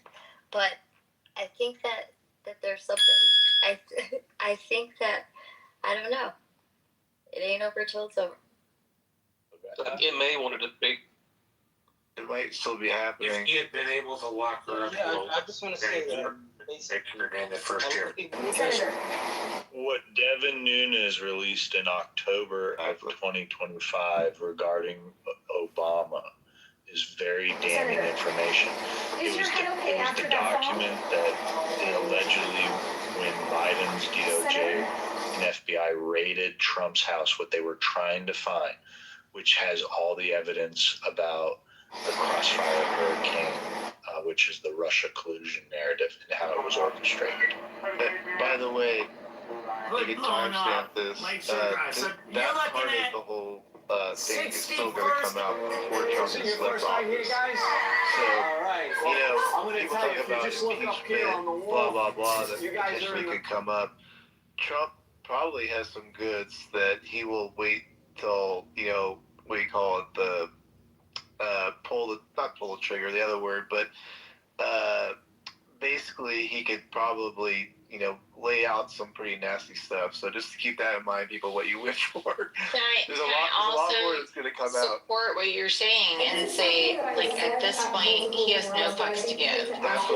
If he truly wanted to, I would love to see him, if he wants to clean house, do a forensic audit on all the political, leadership.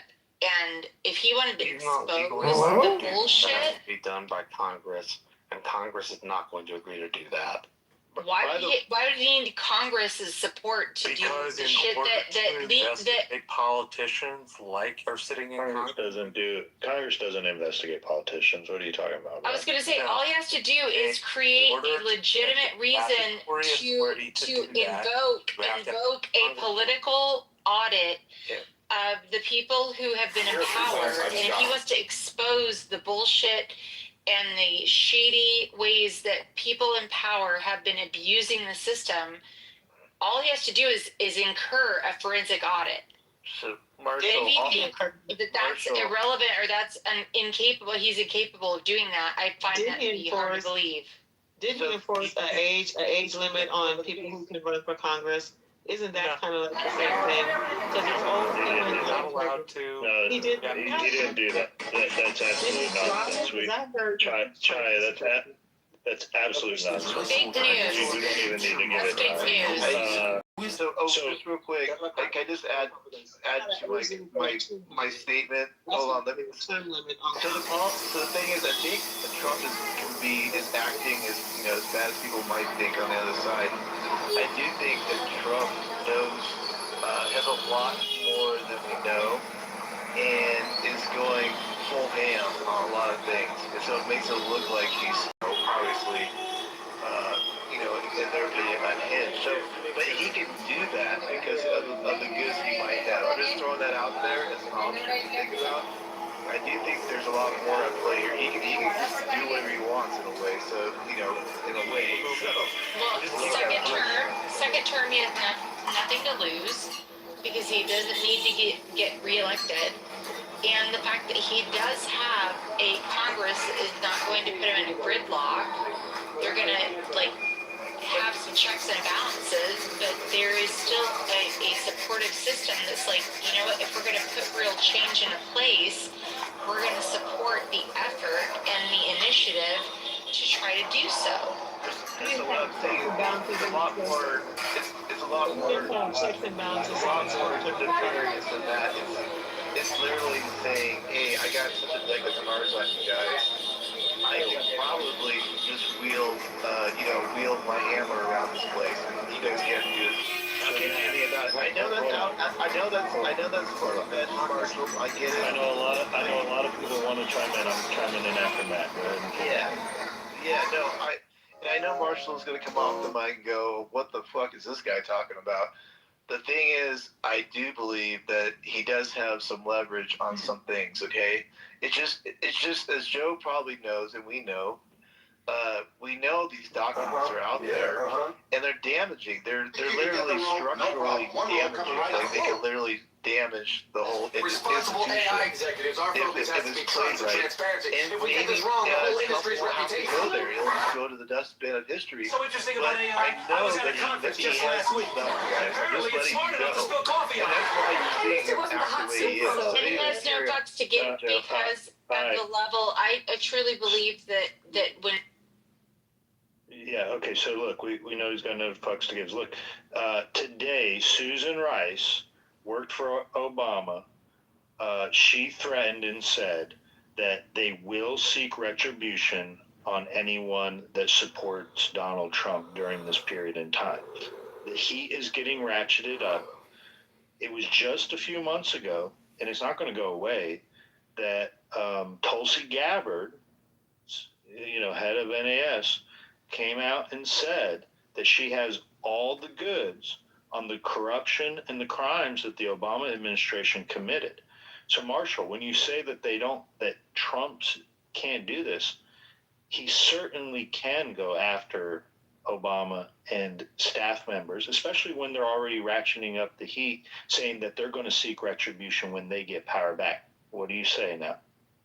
We're issuing right now from the Biden administration. I don't think two people issuing retribution is the way to run a country. It puts people's personal views ahead of the country's views. I would prefer politicians bury that shit and just get. I don't care about what you prefer. My question was, why don't you said Trump can't do this. I want to know why you don't think Trump can do this. Why don't I think he can just investigate politicians at will? Because the Congress will have something to say about being investigated, and they're the body. They have. Okay, familiar with what Tulsi Gabbard released last year? Say that last part again. Tulsi Gabbard released from NAS information. She's director of NAS. information in regards to the corruption that Obama did when at the transition of 2016. Why do you think that these departments can't investigate that? Because they have been without Congress Typically involved. in our system, we don't investigate politicians of the opposite party because it creates a tit-for-tat atmosphere. Once people don't want to work together, what they want to do is fuck each other over. I don't know. So, Marshall, may I speak for one moment?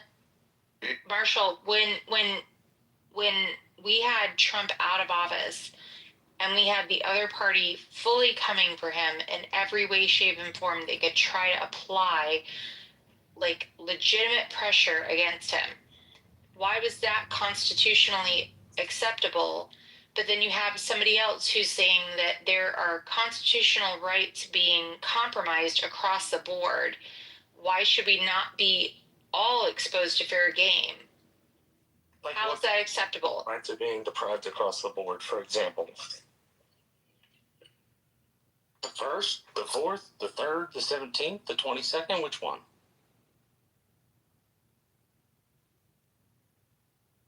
How many of the constitutional rights were compromised when people came for Trump when he wasn't even in office? No. I asked you to tell me what rights we got rid of.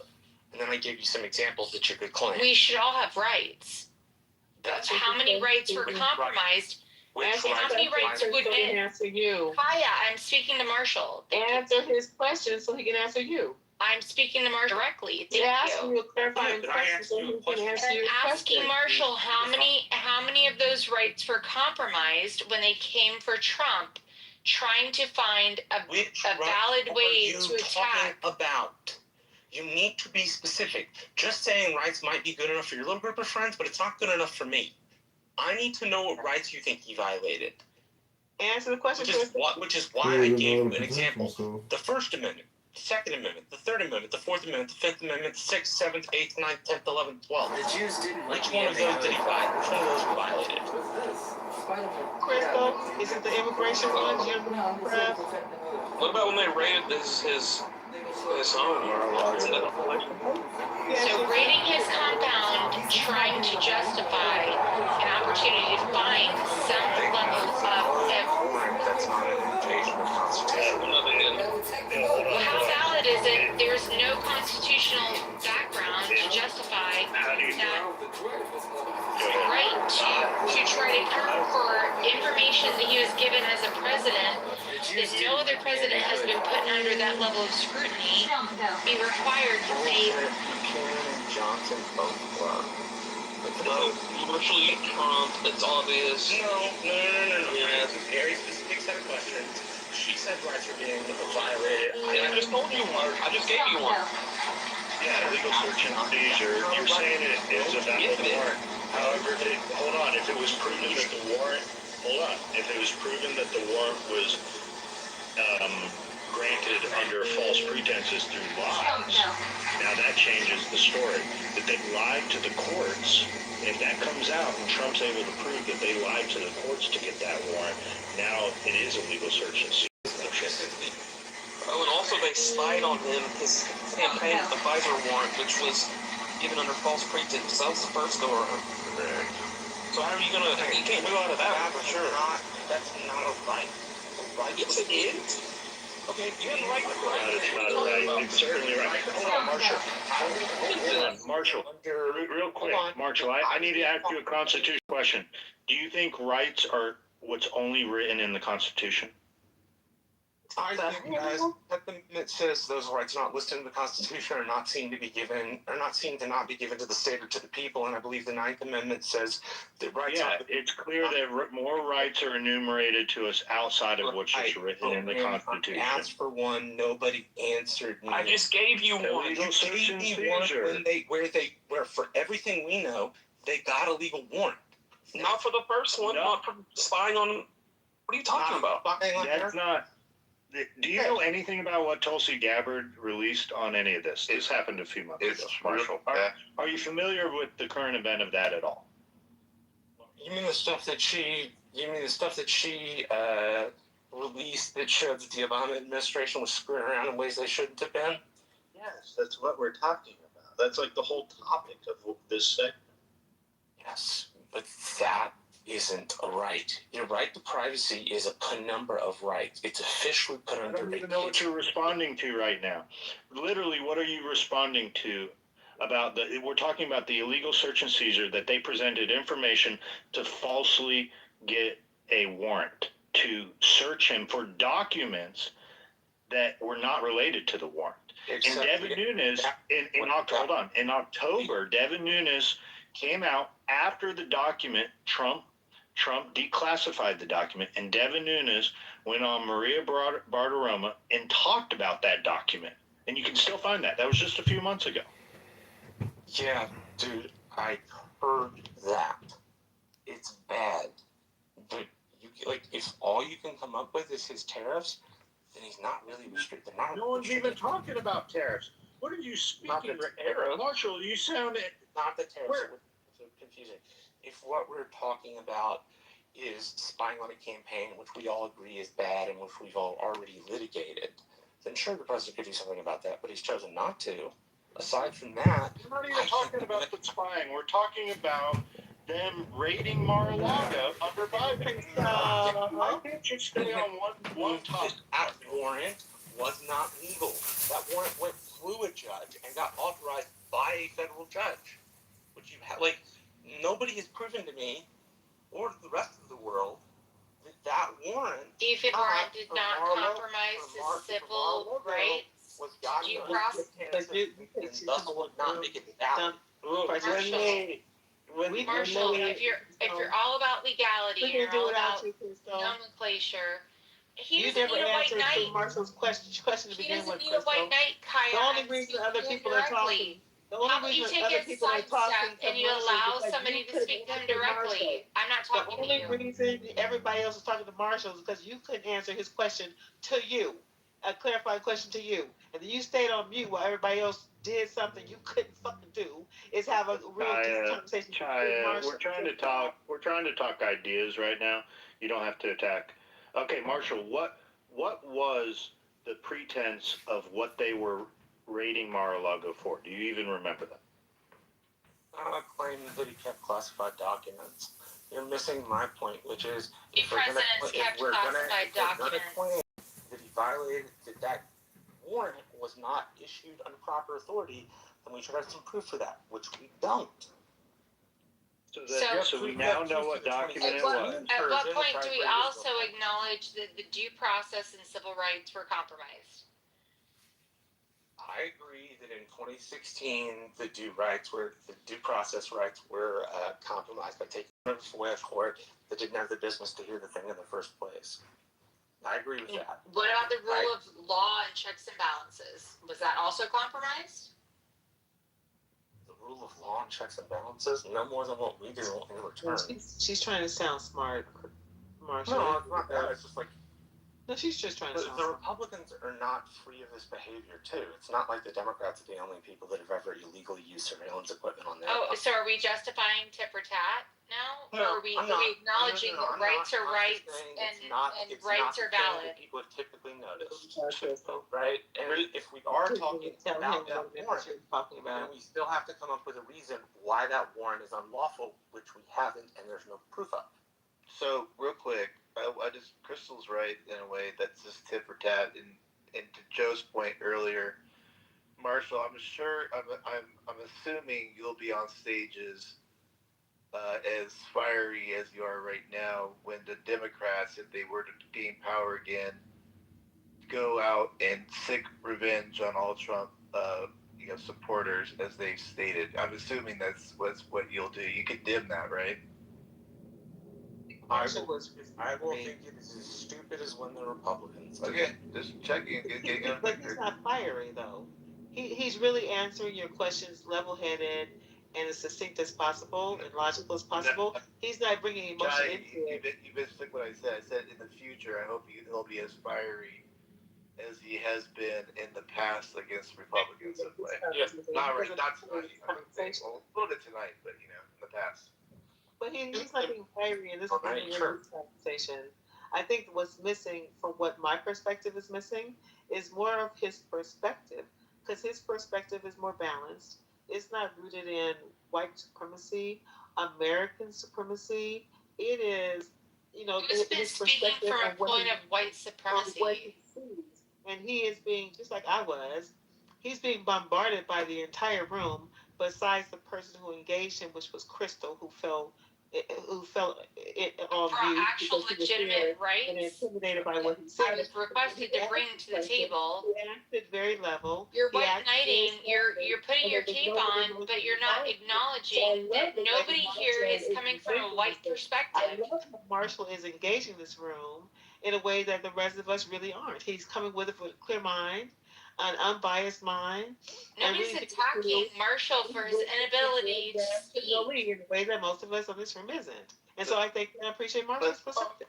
I find it fascinating that you want to white knight for somebody that is actually, Marshall's very intelligent. I have spoken with him ad nauseum in the past. I've spoken to Marshall ad nauseum in the past because you over talk everybody, Crystal.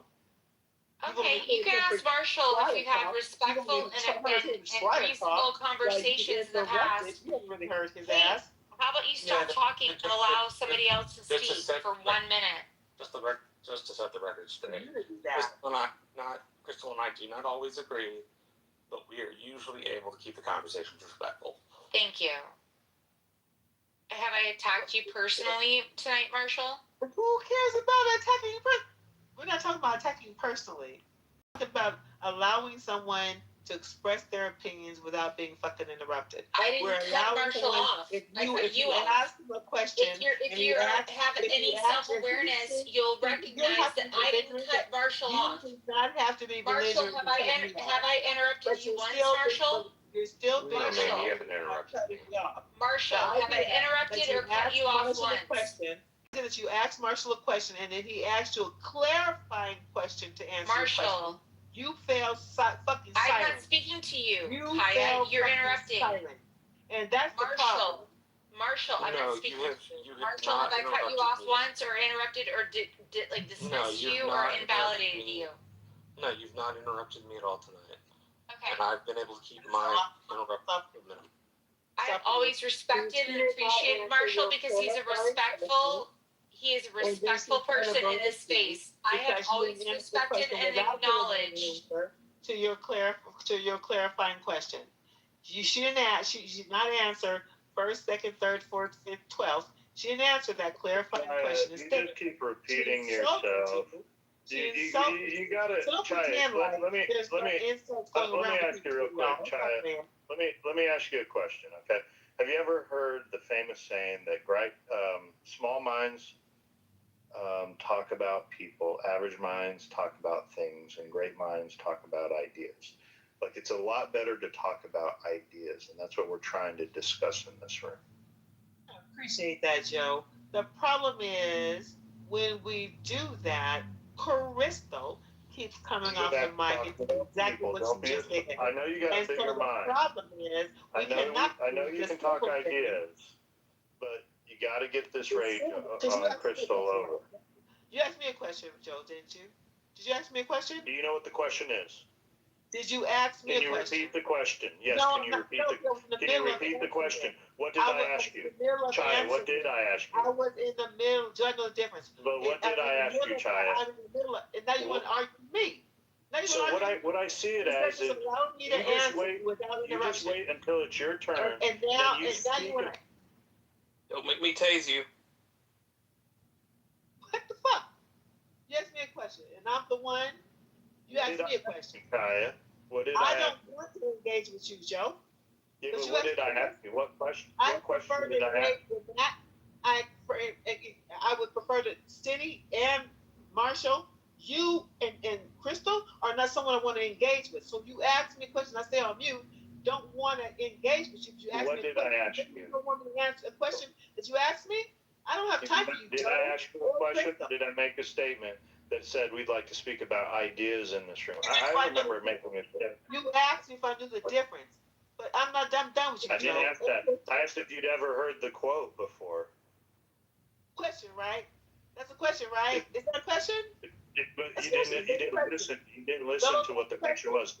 You just went right back into attacking Crystal. I don't want to License and registration. All right. Let's try to keep the conversation moving forward.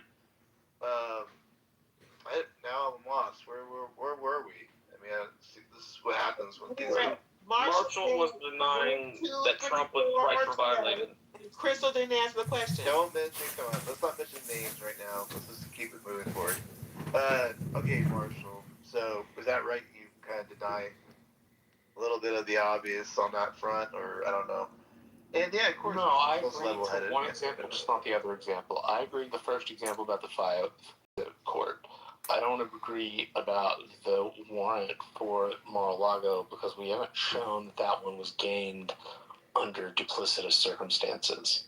Right? If you can show me an article, if you can show me something that says that the Justice Department and the judge they got in front of did this under duplicitous circumstances, I'm more than willing to take another look at it. But I agree on one argument, just not the other argument. What if it comes out, and I think you're going to say yes, of course, that, this is what I think that Trump has on these folks, is that things have really, they went too far and they've been caught. But you would stand by and say, okay, that was wrong, right? You're not going to defend that, right? No, of course not. Okay. I'm going to go ahead and be consistent about that. It's misuse of power is wrong when Republicans do it. Misuse of power is wrong when Democrats do it. It's wrong. Then should Trump do something about it? As long as it follows the legal procedures set for him through the DOJ, sure. Like I don't like political retribution, and as long as it's done under the proper process, I don't think anybody else have a problem with it either. I have a question for Marshall. Would you wear that cheetah jacket if you had to represent yourself pro se in a court? Obviously, no. Trump better lay down the law now because they're going to come after him. So he better, do it. Even if you wore a black tie with the cheetah jacket, you don't think it would be appropriate for court? No, of course not. Have you ever gotten the cheetah jacket actually dry cleaned? No, you're not supposed to wear a cheetah jacket in front of a judge. That's just tacky. Tacky. I love it. Don't you think, Marshall, do you think Trump deserves to have his vengeance and retribution for how he was treated? So I'm going to tell you how it's worked for me through 10 years of campaign politics. I have had two choices throughout my career. I could be emotional and or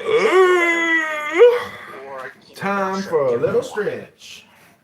Right? And so I would rather not be emotional and get what I want versus exercise that catharsis.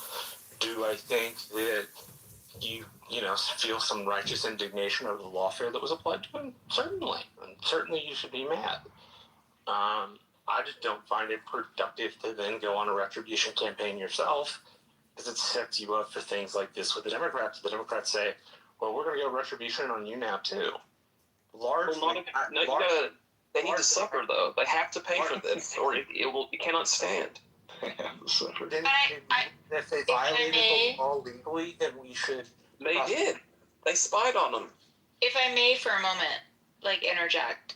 Yes, Marshall's a super rational Democrat, for the most part. I truly mean that. I mean, he can hold his own. He actually... he's a Republican. You realize he's a Republican, right, Crystal? Yeah, but he strongly stands behind some very liberal rights, if we're being honest. Right, Marshall?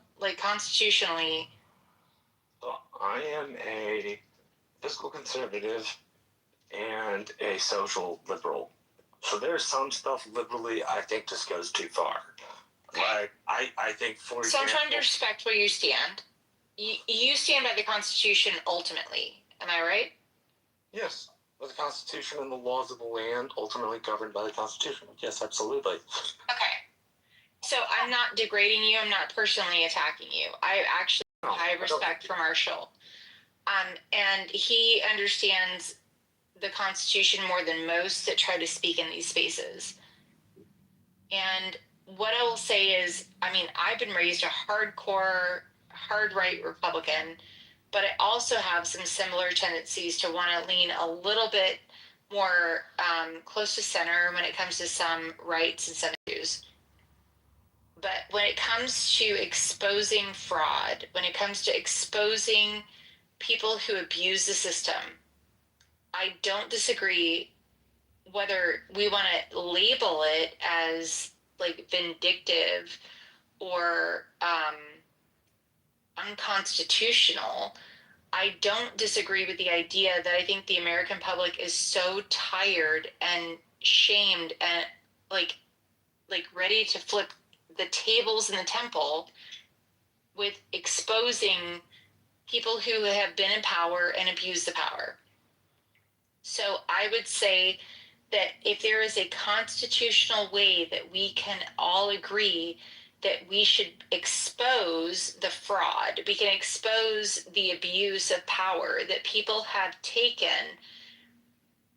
I mean, I hope that we can all be on the same page and agree that in this day and time, if we're going to burn down the temple, if we're going to burn down the government that has abused the system for far too long, perhaps we can all say, like, let's expose anybody and everybody who is abusing the system, and let's try to rebuild from a point of like, okay, if everybody's like at liberty to be put under the microscope and you've failed to succeed, you've failed to achieve what we have all said is agreeable and is right and is constitutionally acceptable, maybe you should all be burned down and we should start from scratch. I don't even care whether you're a liberal or you're a conservative. Like, if you're doing the wrong thing and you're abusing the power that you've been given by your community, by your states, by your voters, shouldn't we all be allowed to be put under that same microscope? And I'm not saying it even has to come from a big vindictive space. I don't disagree. I don't. Hold on. Hold on for a second. I don't disagree with you, Crystal. And I want to hear what you have to say. Hold on a second. I don't disagree with you just said, Crystal, although I don't like you. Because his first term, he said, I am benefiting as a rich man from all the tax laws that you have put in place that's corrupt and all the dumb shit. And I think we felt enchanted by Trump because of that, because he was always benefited from it, standing against the corruption of the status quo. He also said, however, that Black people need their own healthcare system. Somehow, that's been overlooked by a lot of people except for me. Which was if you want to provide the recorded receipts of that, I'm not going to. I haven't asked you to do a goddamn thing. So shut up, Crystal.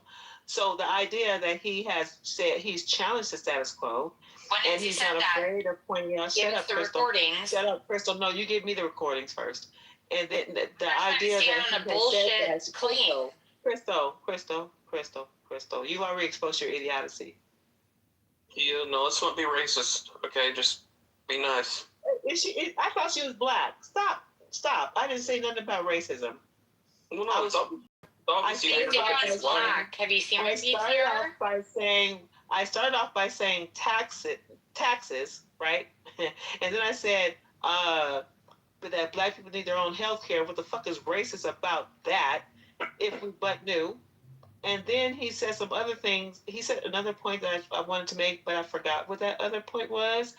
But it all points to what Crystal said, even though I don't respect her, that his initial perspective is tearing down a system that doesn't work for any of us and reconstructing something that benefits all of us instead of just the minority. Okay, you interrupted IM. Let's let IM speak. They haven't spoken this whole time. I did. Is that Rose? I'll let her land. No, never do that. Nor would Beaver. PP is not even on stage, and Stinny would not do that. This isn't the masculine mansion, so you're not going to be protected at all costs. I don't know what masculine mansion is. I don't even. That's Well, why I'll just jump in here for a minute. He muted the whole speech, by the way, just to let you know. That was Go you. ahead. As an average American, in this country, I am sitting here and I'm saying that I think that half of this is just asinine. I really don't care about the infighting between the parties. Let's get back to the people and the fact that people are spending time, literally, trying to get people fired, removed from office, etc., close down organizations that people do use.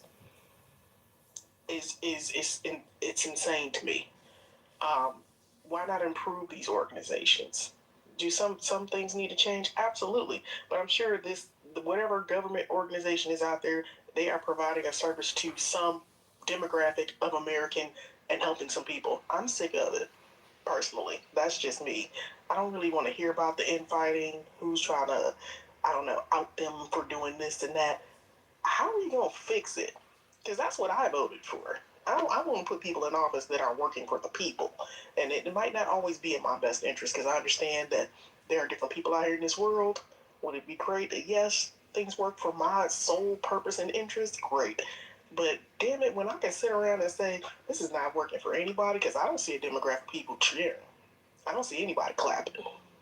Nobody's happy about the protests happening up north with ICE, and that's all demographic and colors.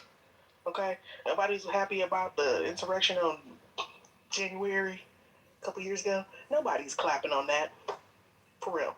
None of this is uplifting America as a whole, regardless of what side you sit on. I want to see some progress. That's where I'm at with all of this. I'm sick of it. I want to be able to go to the grocery store and afford food. I want to be able to put the kids in school. I want to be able to get a house. Simple stuff. Scratch all the other extra drama. These are grown people at that. What is this back and forth? This pettiness. You got one side that comes out with the bleach blonde blue body. It was funny. It was. And then all of a sudden the other side will come out with the big beautiful bill. It's petty. They going back and forth like children. Now, admit it, as adults it's funny, until the real impact of it comes out. And it's us, every last one of us on this stage. Because after all said and done, we all have the same wants, innate wants and needs. You want health care, you want to take care of your family, you want to pay your bills, you want to have a halfway decent life, and maybe a couple of vacations in a boat if you can get it. And all this other bullshit is just bullshit. I have a question. Are you running for president?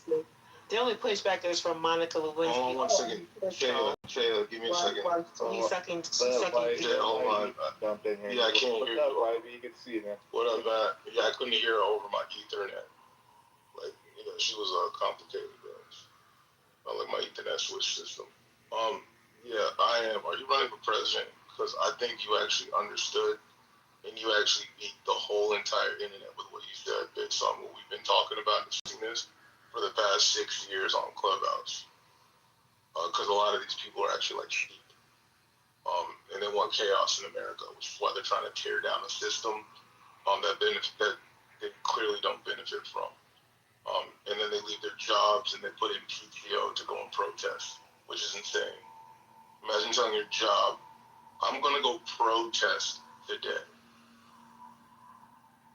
about nothing. This is crazy. We need to come together or we need another fucking war. Because if we have another war, then we'll probably actually come together as Americans. That's what usually actually happens. YB and IM are speaking real truth. But at the same time, I think we can all agree. Wait, hold on. You said but? I said you're going to disregard everything I just said? No, I actually acknowledge you and IM were both speaking real truth. I was just use however. I was validating. I'll just say however. I like however better than but.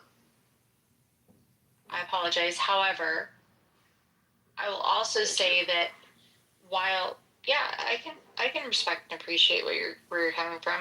I'm not trying to disregard or hate what you're saying. I actually was acknowledging that what you're saying is correct. We want to find a common ground. There's the majority of us are living in that middle class, looking for ways to find like support for those of us that are trying to do it right. We're trying to pay our taxes. We're trying to live the best life we've been given and not be penalized because we're not in the lowest class and we're not in the upper 10%. I concur. But at the same time, when you have politicians in place who are looking to try to like take out a lot of contract positions that are completely ridiculous. Like there are people being paid so much of our tax dollars for doing very little to nothing because they've had it for 10 years or 15 years. There may be good people that were doing the right things that were also cut. That's going to be part of the problem. But there are also many Crystal, people that let me were ask cut. you one quick question on that because Oh my damn. You can't ask her nothing. Her mouth is full of sperm. You can't ask her nothing. I am. But you can try. if I may interject, Hold on. She was being nice. Crystal was being nice. I've not attacked you one time personally. You've come for me personally multiple times, and I have not come for you. Shire, you're being very aggressive right out of now. control. Let Crystal land. You're being aggressive. I am. Can go. Go ahead, Crystal. You've had history. Stop playing. Hold on, Chai. Hold on. Sperm in her Okay, mouth. go ahead. I'm just saying there are going to be mistakes made. I can appreciate that, and I can understand that. There are going to be people taken out of positions that they might have rightfully needed to be in, but he's trying to cut the fat because he sees where there's so many positions in government that were contract positions that were put into place years ago that were not, there was no oversight. There was no understanding of like what was adding value and what was actually like taking from the teat of our taxpayers. There are people that were cut from and put under a microscope when it came to the welfare system that I hope we can all agree were abusing the system and like verbally acknowledging they found the loopholes and were abusing the system. That system was put into place to actually help people get back on their feet and to get back into the tax-paying position. There are people that were generationally taught how to abuse that system. That is not acceptable. Like, we need to learn and love and appreciate the majority of our entire community, whether it's black, white, or otherwise. This is not a race war. And try to help build and grow and invest in the people that understand that you have to pay in and you have to use those tax dollars in a responsible manner that helps to grow our community. If there are people abusing it, I don't think it's irresponsible to try to cut the fat. Okay, I just want to respond to you. Yeah, go ahead. You're next. Go ahead. I don't see how we win by taking money or eliminating programs from already poor people. And I get what you're saying. Oh, it's fraud. They learned how to abuse it for. If you are abusing I don't know, let's be hypothetical, 200, maybe, let's say $2,000 apartment with a Section 8 voucher for your kids, it's not that deep. It really is not. Compared to all other forms of unnecessary fraud. You got billionaires. You have more than enough. I'm not going to clip people that are on the fringe of survival and then say, oh, that's where all the tax dollars are going. That's insane. People do need the help. So were you talking about the billionaires that employ people? Can I finish? Were you talking about the billionaires that I want you to employ get the people? context. No, I get the context. Just doesn't make any sense. Okay, the context I'm trying to run with on the narrative is we all have disagreements about where tax dollars go. The point I'm trying to make about this is, as a business owner, 9 times out of 10, your key goal is to restructure. It's not to lay off people, cut people from funds. Maybe that person actually needed that job. Maybe that position was actually created. You restructure. You don't cut programs where you can see people literally, especially the poor people, in the streets. That is insane to me. You don't cut healthcare, disability for the most vulnerable population of people in your country. Now, do you give them a leg up and you say, okay, you know what, you're on this program, there's a deadline. I'm okay with that. There's a deadline. We helped you, great. Hopefully you got on your feet. I'm okay with that. But you don't cut funding. You don't fire people. You don't eliminate entire programs, especially youth programs. How do you cut Job Corps? Job Corps? These are teenagers. What if it's a waste of money? Insane. It's a teenage. I don't care if it's the Boys and Girls Club, a nonprofit organization. It's helping children. Well, that thinking Yeah, exactly why we're so I something am. in public. Wait. And I'll land with So this. I am. But Here's the problem, though. I'm landing with this. Okay, I cool. think that the point I'm trying to make is you don't cut dollars from the most vulnerable people, children, elderly, poverty-stricken people. Thanks. Yes, you do. Yeah, so here's the problem with your frame of thinking, right? And what's so crazy is, and I want to reference this again, if you look at my PTR, this Ethernet switch setup in my house makes more sense than what you actually just said. And it's actually difficult to set up at times. But with that being said, you really think the left care? Like, you think that, like, when you see the Democrats and then you see the Republicans, right? You see the Democrats are like, oh yes, we'll give you all these things so you can just shut up, right? But then you say the Republicans are just taking all these things away. But meanwhile, you don't realize both of them never really gave a fuck, right? Let me give you a prime example, right? I was in college with Matt, right? I was in college with Annie and Pepe and Crystal and Alan. We all had different political views, but we all ended up in the same exact place called the house. And once in a while, we all get together and disagree and filibuster, and then we have lunch and might golf later on. That's just what it is. It's a bunch of friends that went to college disagreeing with one another, right? And guess who gets affected? Us. That's a disadvantage. And listen, hold on, no, it's just what it is, Chaya. That's just what it is, right? It's the same way that people complain about these people in the house and they keep all their positions for years on end because none of y'all want to run against them. That's why. That's the problem. Wait, why are you interrupting me? You're being very aggressive. No, you're being very aggressive. No, you're being very aggressive. No, I just thought you were done. No, I wasn't. Listen, I paused. I don't have run-on sentences, right? I'm curious about the way the world paints itself into our eyes. The little glass sphere helps turn that into a photograph. But tonight I'm chasing an eye made of light on the skyline. Every capture is a new. I've always been curious about the way the world paints itself into our eyes. The little glass sphere helps turn that into a photograph. Tonight I'm chasing. Yeah, actually, I did lose my train of thought. But what you have to realize, Chaya, is dismantling the system or complaining isn't going to make it better, right? This whole idea of what Crystal was saying, Crystal, I kind of agree with some of the things you said, but when you inserted like the word white and black in there, it kind of separates us all as like Americans. But it was beautiful just in the future, we're all Americans, so we can all be inclusive, right? Because then that's how we all work together. Chaya, I know. You want to put the label in there. It makes you feel better, but it doesn't help. Actually, it only makes the situation worse. Put a period somewhere so I can interject. Shit. Can you spell interject? Well, No, I want it's to say too. period. Can you spell period? Thank you.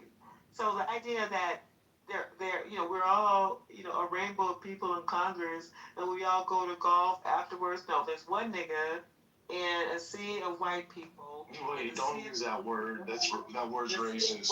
No, wait, hold on. No, we gotta stop. No, Matt, I can't do it. Matt, my ears bleeding.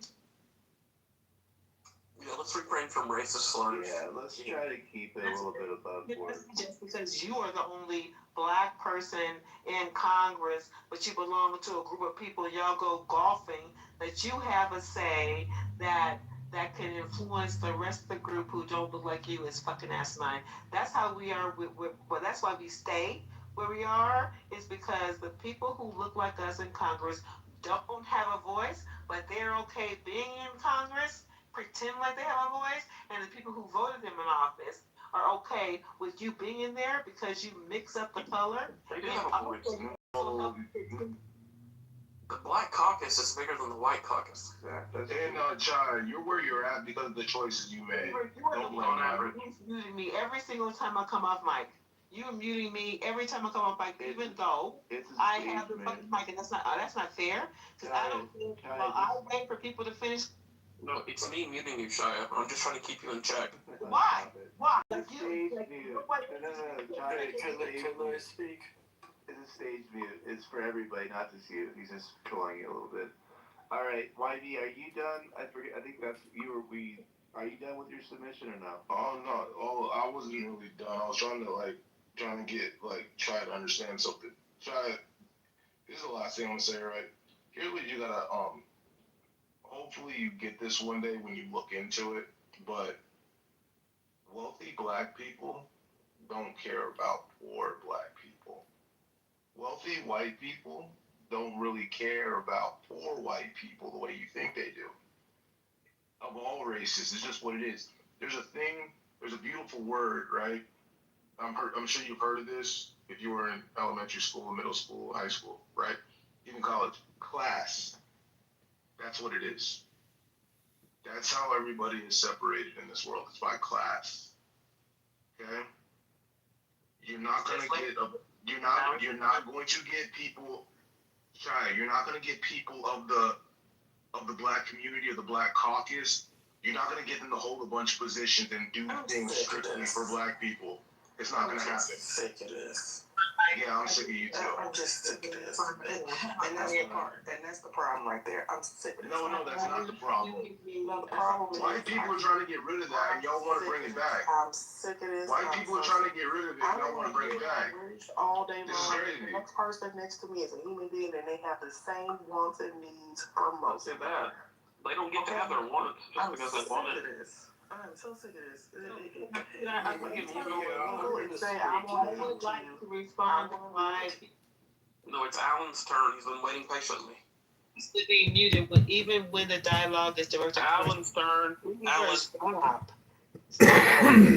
Alan, you're on mute. He's on mute. It's fine. Yeah, sorry. You can just talk, Alan. Yeah, so, yeah, we're all sick of this. And here's the thing. I mean, there's always that appeal to empathy. You can't just cut people off. You can't do that to poor people.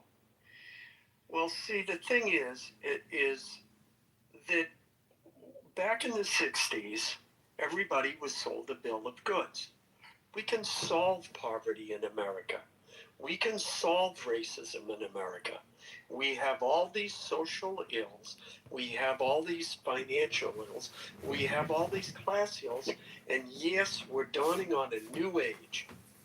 We can fix these problems. It's now 2026. I listen to black people. Black people say there's still racism. It's more subtle. I'll be damned if we gonna do this for shit. I gotta go. Okay, good. Then go if it's bothering you. But you're listening to reality here. They're still complaining. We were told these problems would be solved. And according to the people who are most affected by it, racism isn't solved. It's gotten worse. Poverty isn't solved. It's gotten worse. So maybe we can examine what we tried and say, well, gee, if it didn't work, let's stop spending money on those programs.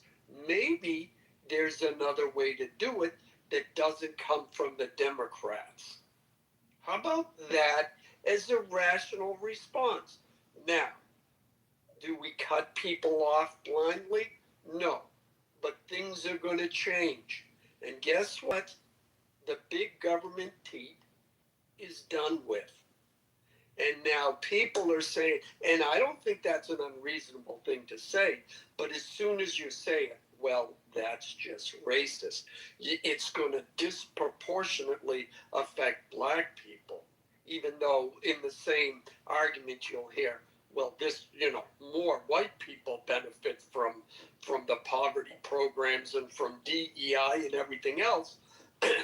But you talk about cutting them, and it's racist. It's racist. It's racist. And as white people, we're all supposed to peel back and stop sipping from our mint juleps and say, oh my God, we can't be called a racist. That's the worst thing in the world.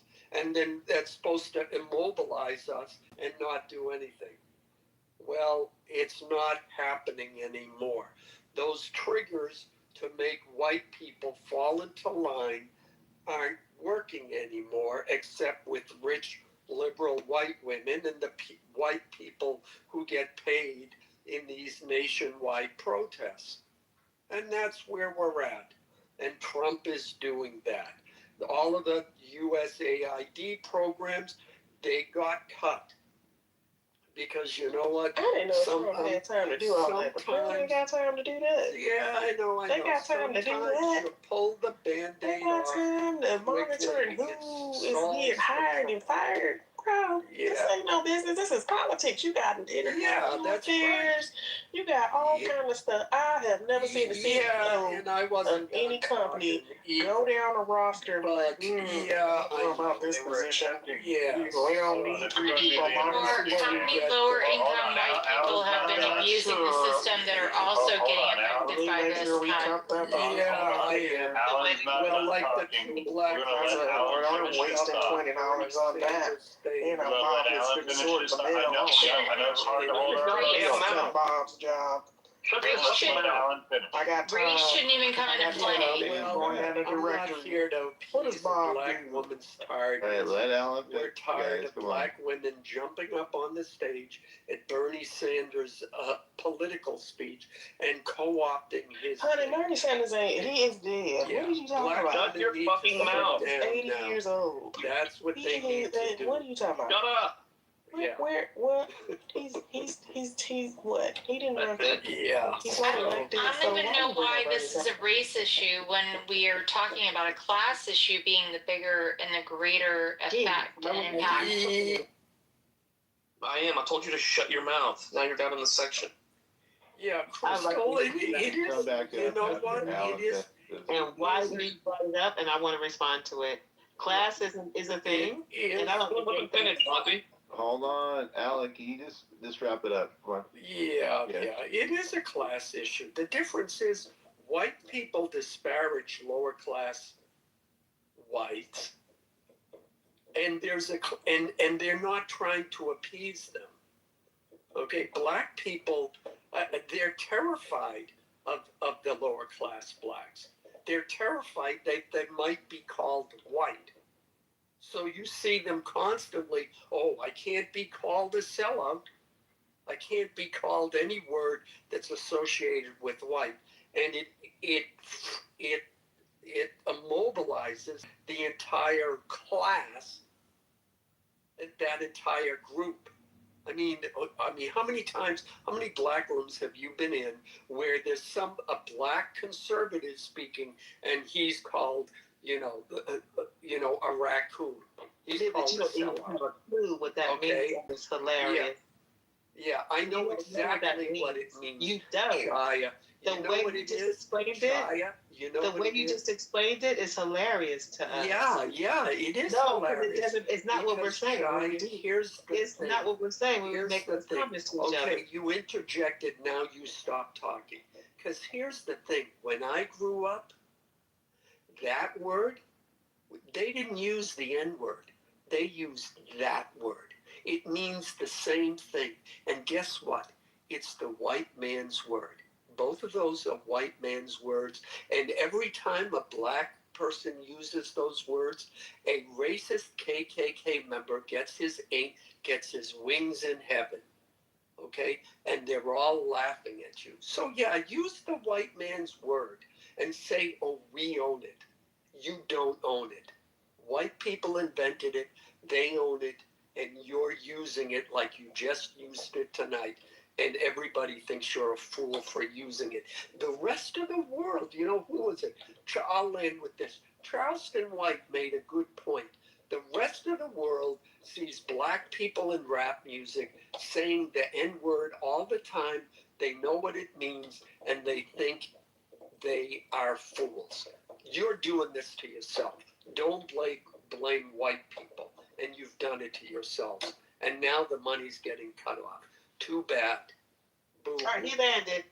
He Yeah, landed. okay. Hold on one YB. second. No, he landed. YB, I want to respond to what you said. China. No, I want to respond to what you said. No, China. That was that was a comma. Respond to And what? I think that was a semicolon that Alan had. That was to me. That was a semicolon. Because what I'm going to say is actually going to tie into what Alan was actually saying. He already spoke, and I wanted to respond to what he said. Give me the second. YB, you were talking about classism, and I don't disagree with you about classism at all. What I disagree with you is that black people in upper classes don't see race because they are subjected to racism too. Maybe not as directly and as often as people in lower classes, but they still understand that the odds are still stacked against them, and they still have to use precaution because your money doesn't speak louder than your skin color when you're out in public, in a grocery line, at a traffic stop, in court. Your money doesn't speak for you like that. So racism still exists. Get over it. Every level of class, it just affects them in a different way than it does, poor black people. The idea that we are still, and I'm not rich, and I don't think any of us on stage right now are absolutely rich, but we are trying to speak for the middle class, as broad as that is, and we have, in the way we speak, little respect for poor people as opposed to what I am is talking about, because I am keeps them in focus in a way that the rest of us are trying to justify, preserve our middle class status. It doesn't negate that all of us classes understand what racism is and how we use it or are abused by it despite our economic status. That can't be denied. Speak for yourself, China, because some of us on stage are actually rich. Some of us have sacrificed. Hold on a minute. Hold on. Holy shit, you will speak for 7 hours. Who keeps in perspective that racism, for example, racism in the healthcare industry. I don't care how much money you make. I don't care if you're Oprah Winfrey. You will never get health care that puts your body, your biology, your genes, your DNA as priority. You will never find that in a system. You can't buy your way into getting that information. You cannot buy your way into getting health care that is customized to you as a black person, regardless of how much money you make. So we can't, just because of classes, we can't leave out of focus how detrimental. Why don't you guys build your own hospitals? That's how much money you fucking make and what class you're in. I think build your own. So John, here's the thing though, right? With everything that you just said, I'm not gonna deny that some of it isn't true, right? But you do read a lot and watch the news, so that's where a lot of your details are coming from. But here's the thing. If it's so bad as you say it is, right? Why do black people live in wealthy white neighborhoods? God damn it! Are you? No, I'm just curious. So, China, question: Do you live in a predominantly just what type of neighborhood did you grow up in? As a child? Was it more clearly grew up in a white neighborhood? I can tell you. Yeah, I grew. I already took the stage. YB, you probably weren't in here. Oh, I can tell. She never actually lived in a predominantly black city. I mean, okay. Well, let Joe tell it. Let Joe. So China, basically all your neighbors, most of your neighbors. So China, most of your neighbors were white, right? Mute me while I try to answer the question. No, I'm trying to ask a question. Most of your neighbors were white, correct? But I know the dynamics of this room. Joe's going to interrupt. Chris is going to interrupt. And Beaver's going to mute me. Just move forward. I'm talking to you, okay? It's me. You grew up mostly around white people, right?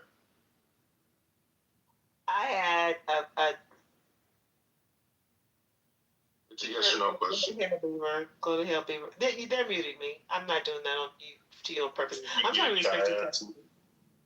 I'm trying to respect your question. Don't claim I did not grow up in a predominantly white neighborhood. I grew up in a very mixed and oftentimes very black neighborhood. I've been in mostly white schools, which is different than growing up in white neighborhoods. Okay. All right. Well, I was in mostly white schools, but all my neighbors were like white. Majority of them, like probably 99.9%. So that's a little bit different. But Appreciate that perspective. Typically, it's not respected, but I respect it. Yeah, I know it's not respected because it goes against the status quo of what everybody else thinks. I know it. Yeah, does. Well, so I'm sorry. I got that, but usually I'm kind of sorry for those people at times, realistically, because I couldn't imagine 50 years from now having this same exact conversation when you could have actually changed it, right? But Brian, when was the last time that you were stopped by a cop and you were yanked out of your car? I'm sick of this. I've been thinking 2000. Are you asking me who I am or YB or I am? Are you asking me YB? Yeah. Okay, so in 2012, in Georgia, in the South, yeah, that doesn't count. Were you in a small town? No, I was in Atlanta. In Atlanta? Yeah. Okay, what did they say you did? What did they say you did? He said that I went through this traffic cop, right? The light was out. And I went through the intersection after having eye contact with him and him waving me through the intersection. He stopped me in the middle of the intersection as if he didn't wave me through. And that exchange was very violent because he was trying to direct traffic and then scold me at the same time. That didn't work out for him, and his anger was directed at me. So there was a big altercation. I felt that my life was in danger. I was crying. I was 3 blocks away from my home, coming from a commute from work, like the rest of us were. So that was my altercation with. I left the area shortly after that, but it was a scary moment for me. I didn't do anything wrong. He just, got confused because he was overwhelmed by what he was doing, and I got caught in his crosshairs. So I was the victim, and so that was my interaction. I don't think it was racially motivated. I think it was incompetency motivated on his part, and I was just the way he escaped his own fallacy. If that answers your question. Yeah, it actually does. Yeah, I've never had any of those situations. Yeah, but you know how based on context, right? You know how confusing that situation can actually be with the way you described it, because it wasn't racially motivated. So I was trying to basically ask you a question based on actually a racial situation. Well, you haven't had one, right? When I was 20 years old, I was going to work and I stopped so I'm going, work is just your typical routine, so you're used to the shit. There was a light on my way to work that just was not necessary. It just wasn't fucking necessary. But every now and then when you stop at it, or stop at the stop sign, you just kind of, you dip your hood and keep on going. Well, that cop saw me just dip my hood one day and keep on going, and he said that stopping really meant 3 seconds, and I just never read that shit. But he was a white cop and I'm a black person. I thought that was a racist thing. Because I was 20, I couldn't pay for the ticket, so they ended up being fucking warned. It was horrible. That experience, it set the stage for my whole adulthood, that particular scenario. And I'm just like, if I was a white person, he probably would have let me go. But because I'm black and I'm tilting my hood to that stupid ass stop sign, I thought that was racist. That was my other. Yeah. So okay, no, I got that. So because that was racist, when did you report it to the police department? I'm wrong. That wasn't my only other Well, no, but I know that, but we're speaking on that one. When did you report it? No, but I want When to did you answer report but when did you said it was a racist situation. When did you report the officer? YB, I want to answer you with my other real scenario. No. You gave me two. No, I know that, but Chai, listen. You can't pick and choose. You can't pick and choose when I literally just say, when did you report it to the police? But YB, I heard you. I didn't. To answer your question, but I want to give you a third scenario. Okay, so the second one wasn't racist either. Okay, next one. So the third one I will give you. I was trying to visit my daughter one day, and I'm making a right-hand turn. And if you guys know a right-hand turn, sometimes the right-hand turn is a dedicated right-hand turn. But the dedicated right-hand turn, which is separated by an island, the dedicated right-hand turn also sometimes has a yield sign, which means after you make the turn, you don't have your dedicated lane. You know what I'm talking about. You still have to yield, to oncoming traffic. I'm in that lane. I'm in that lane where the yield sign is still there, even though I have a dedicated turning lane, right turning lane. So as I get to that, I approach that intersection, I have to yield because cars are coming. So I stop. The car behind me slams into the back of me. I don't know what kind of car it is. My phone got ejected away from me. All kind of shit was happening in my car. So I thought my car was indented in the back, or I had whiplash and I didn't know it. So I meandered, to a park and called 911. The fire department was across the street from this incident, so they showed up first.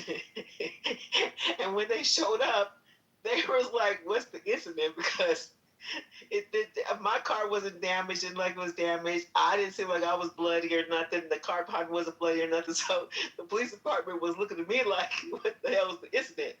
When the police showed up, the police didn't come.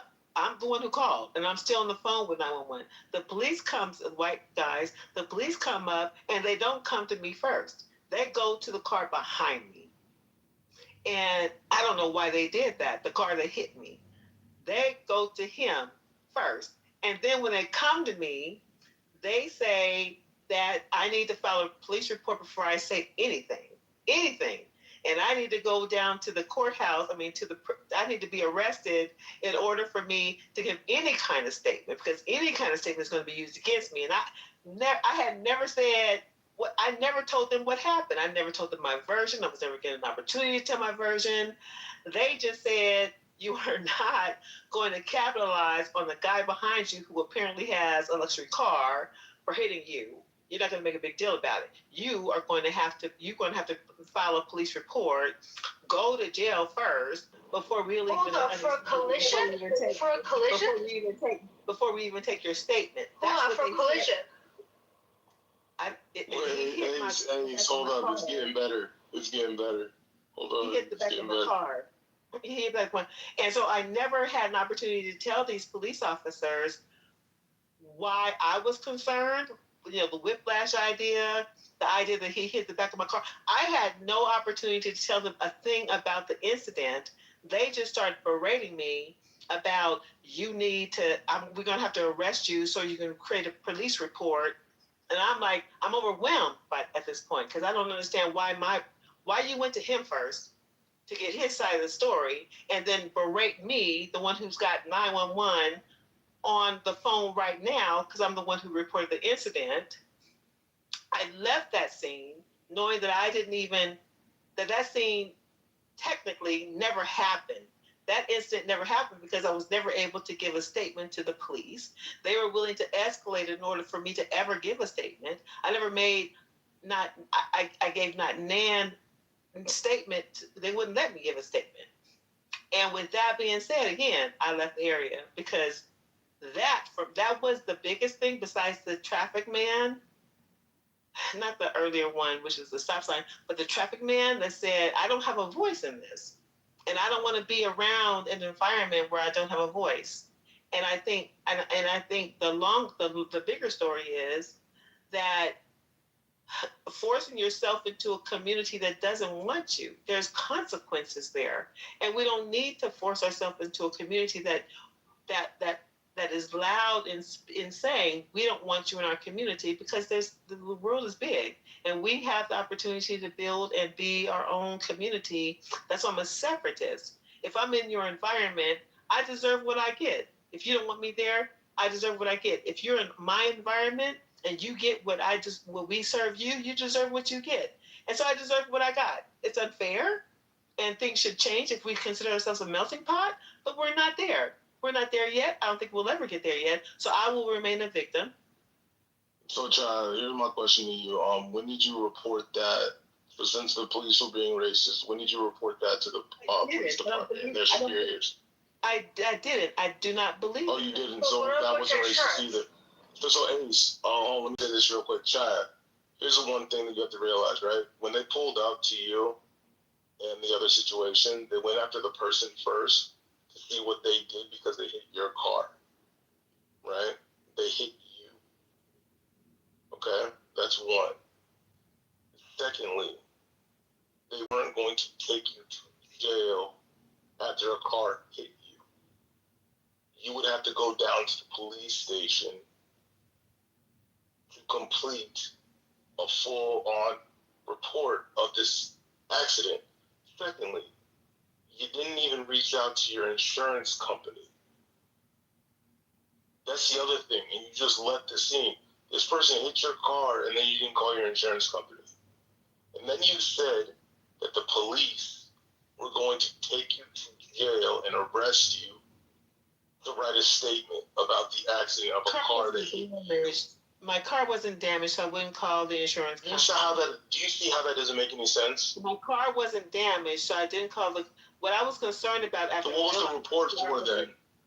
What I was not concerned about my car, because my car wasn't damaged, because we already had solidified that before the police showed up. What I was never gets involved if the damage is under $1,000. What I was concerned about was whiplash, because whiplash doesn't show up until later, and so I wanted a paper trail just in case my whiplash showed up later, because it was a real impact. It didn't damage my car or his car, so insurance wasn't a part of it. The intimidation that they showed me, the intimidation that not only he showed me, but the traffic cop showed me, was a deterrent for me. I know I have rights. Just FYI, you go to that. Sorry, I'm aware. I know I could have pursued something or followed what they were trying to intimidate me about, but the intimidation was real for me, and I just was like, I don't care anymore. I gave up, like a lot of us do. And I should not have been put in that situation. I should not be intimidated or harassed into compliance or submission, but that's what is what happened. Hold on. If the damage is $1,000, hold on, guys. If the damage is under $1,000, you never even go to the police station. They won't even take a report. Second of all, if there's whiplash or any type of physical harm, you're supposed to always get the other person's insurance. The police has nothing to do with this. But I got that. Sorry, I already got that part though, Ace. I got that part. This had nothing to do with. But you don't need a police report. This is nothing. And what were they threatening to arrest you with? I appreciate that, but a police report would help. What were they threatening to arrest you with in order for you to be able to write a report? Yeah, they did not tell me. And you never complained? They have body cams, etc. Yeah. Also, too, Chad, you said there was originally when we were speaking about this third situation, you said there was an indent on your car, and then you said that there was no damage on your car. There was a what on my car? You said indent. No, I didn't say indent. No, there was no. You did say indent. No, I said my phone. Did she not say indent? I said my phone, and my phone flew out of my car. I didn't say indent. My car had no damage. His car didn't have any damage. I was more concerned when that was satisfied. I was more concerned first about whiplash, because whiplash shows up later. Because the adrenaline masked the whiplash. I was concerned about that because the phone fell out my hand in a way. And I was less concerned about my car because, again, I did have car insurance, and I thought I had recourses there if there was damage, but there was no damage. Did your airbags deflate by any chance from the impact? No, it didn't. No, I didn't know what to expect. I've never been hit like that hard in the back of my car, and I don't know anybody who had whiplash. I was just being precautious. I don't understand that. This is egregious actions by the police. You never complained. Hold on. You never complained for what these cops, did to you. You never even thought to do anything about it, because that sounds pretty egregious. I absolutely agree. But I just didn't feel, I felt so helpless and so bullied. And then the idea of the energy to put into fighting it, for me, I decided eventually, because it took a day, it took a day for me to decide the energy I'm going to put into fighting this is just more than what I can handle at that time. But I did consider it. Yeah, but Chai, here's the thing though, and you can Google this as well. The police will file a report at the scene if the damage is bad enough to where it's over $1,000. Since your car didn't even reach that level at all, you would just have to drive yourself to the police station. Now, because your car's, airbags didn't deploy, it's still drivable. So you should have gone to the police station to report, possible whiplash in a year or something. Right? Look at the scenario. Here's a scenario. But you didn't do that either. But here's a scenario. Try listen. Go ahead. You provided 3 different scenarios. In all 3, you never reported racism to the police department. You didn't even report the accident that you were in that had no damage to your car. Now, you see, if you were to say that story in another room, this idea of whatever you're saying that you find to be racist is a fallacy. And that's the problem. That is the problem that I see here. Right? I didn't judge your stories by saying, like, hey, is it racist or not? Or I don't believe you. I let you say your story. And I didn't find anything racist out of any of them. And I appreciate your perspective. And I appreciate your perspective. And the last 2, the traffic cop, and not the first one, because the first one was 20 years old, that, stop sign, that's a different story. The other 2. Well, yeah, Chai, how long did it take for you to give your ID and registration and all that to the cop? I don't want to do this with you. I don't want to just every time you ask a question and half of my answer, you come up with another one. Let me just finish this. The idea that those 2 incidences, the traffic cop and the impact to the back of my car, those incidences, having those things happen to you as a person, and weighing the pros and cons of what you spend your energy on and what you think might be the outcome of it, is why a lot of people don't claim foul on a lot of reasons, despite racism, but just unfairness that we experience as people in general every day. We weigh the value in it, the energy that we need to put into it, versus just ignoring it. We do that every day. That was clear misconduct. Listen, it even includes people who experience racism. We eventually weigh the pros and cons. I can go to the police station, because I was on my way to my daughter's house, because there was a birthday, my grandchildren's birthday event happening at that time. I'm weighing the pros and cons. I can go to the police station in a predominantly white neighborhood and ask them to believe me over their white cops, and try to figure out what that dynamic looks like, because there's really no. They have dash cams, they have body cams in this day and age. Shia, listen, you're making excuses for not. Crystal, you've been waiting to speak. Why don't you speak? To the police station instead of my friend check Telegram. to fight that battle is what I weigh. And many people do that. Despite racism, just injustice in period, they weigh those things just like I did. And what I decided to do was continue on with my life because this isn't big enough for me to cause a chaos. I don't have whiplash. That showed up, months later that I didn't have whiplash, and my car was not immediately impacted. So the energy that I was spending that was less important than what I was trying to accomplish that day. Although I appreciate that, where racism exists or injustice exists, you should stand up for it. But, in real life, you have to weigh the pros and cons. Is it worth it? Is it worth me spending the money for it? And oftentimes it's not, which is why oftentimes the system wins. Okay. Ace, do you want to respond? Okay, so this is what I'm understanding. I'm not sure how you were able to come to the conclusion there was racism first and not misconduct first. Because what would the cops arrest you with? That doesn't make any sense at all. It doesn't cost a penny to go file a complaint to the police station. And also on top of that, this is a thing I also don't understand. In this day and age, it's not your word against anyone else's. There's body cams, there's dash cams.